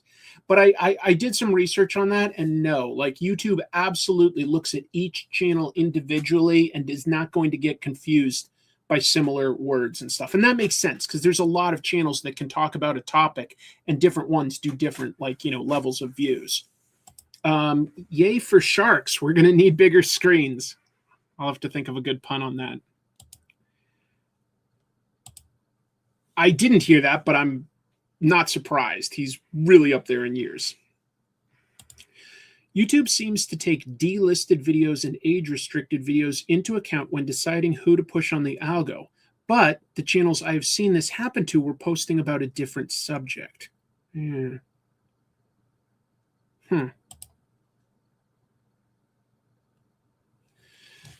I've still got them saved on like a hard drive, so maybe I will delete them from YouTube. It's really confusing. I'm just talking about like speculating, but I do not know what I did. It might not be any of those things. It might be something else. It might just be that I'm not putting it out weekly, but that shouldn't really be that big of an issue that I'm not putting it out weekly all the time. So I'm leaning towards thinking that that's a good strategy to like just no matter what, like if it's not weekly, if it's every 2 weeks, sometimes just release it on the same day. And let's see if the scheduling brings the channel back. I've dealt with other problems on the channel, like where views went down, but I always figured out what the algorithm was doing. I watched videos and read up on it, and I would figure it out, and I solved the problem. So I can solve this one too. I don't want to give up on my channel. I feel really proud of what I've built in terms of a community and an archive of pretty much evergreen content. Most of the videos I made, you can watch probably 10 years from now, and they're still going to be just as relevant. But I got to figure it out. What I read lately is that their AI moderation is doing a lot of BS. I don't know what that could do to me, though. It's interesting to think about. Yeah, exactly. My channel started relatively good this year, but the last couple of months, they've done pretty bad, in my opinion. They've done pretty bad. And I don't feel like that the episodes themselves were bad. I really don't. Maybe I'm wrong, but I feel like I'm as proud of the episode I just did about Bilquis Evely as I am about just about anything I've ever done. And I'm really excited about a bunch of the stuff I'm going to do. Well, thank you. Thank you for watching. Anyway, well, tell you what, folks. Feel free to share a random Comic Tropes video or leave a comment, something like that. Hit a like on it. Maybe that'll help. But I'll wrap it up this week. I had a great time talking about comics with all of you and hearing your opinions. And getting an excuse to do my Stan Lee voice is always fun. Next week we'll be back. There's I'm not getting a huge amount of comics this week, but what I'm getting, I'm excited to talk about. I know we're going to get some interesting news to chat about. And if nothing else, I'll just start a new sketch or something like that.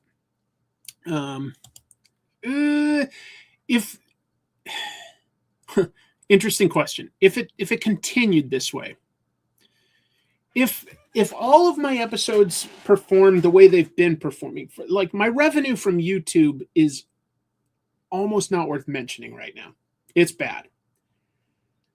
But I've got a job and I've got Patreon. If Patreon also went down right now, I might have to think about stopping doing the main channel and maybe I'd just do this weekly thing for fun. I don't want to stop though. I really like making content. So hopefully that doesn't happen. If it got to the point where, I'm not making any money, but I'm still investing massive amounts of my hours, yeah, I'd have to admit to myself that it doesn't make sense. But I think that there's got to be a solution that I'm doing something wrong. I can figure out the algorithm and get it corrected. Maybe that's uploading regularly. Maybe that's just deleting a pair of episodes off the channel. We'll see. I'll figure it out. I'm not too worried. I'm really not.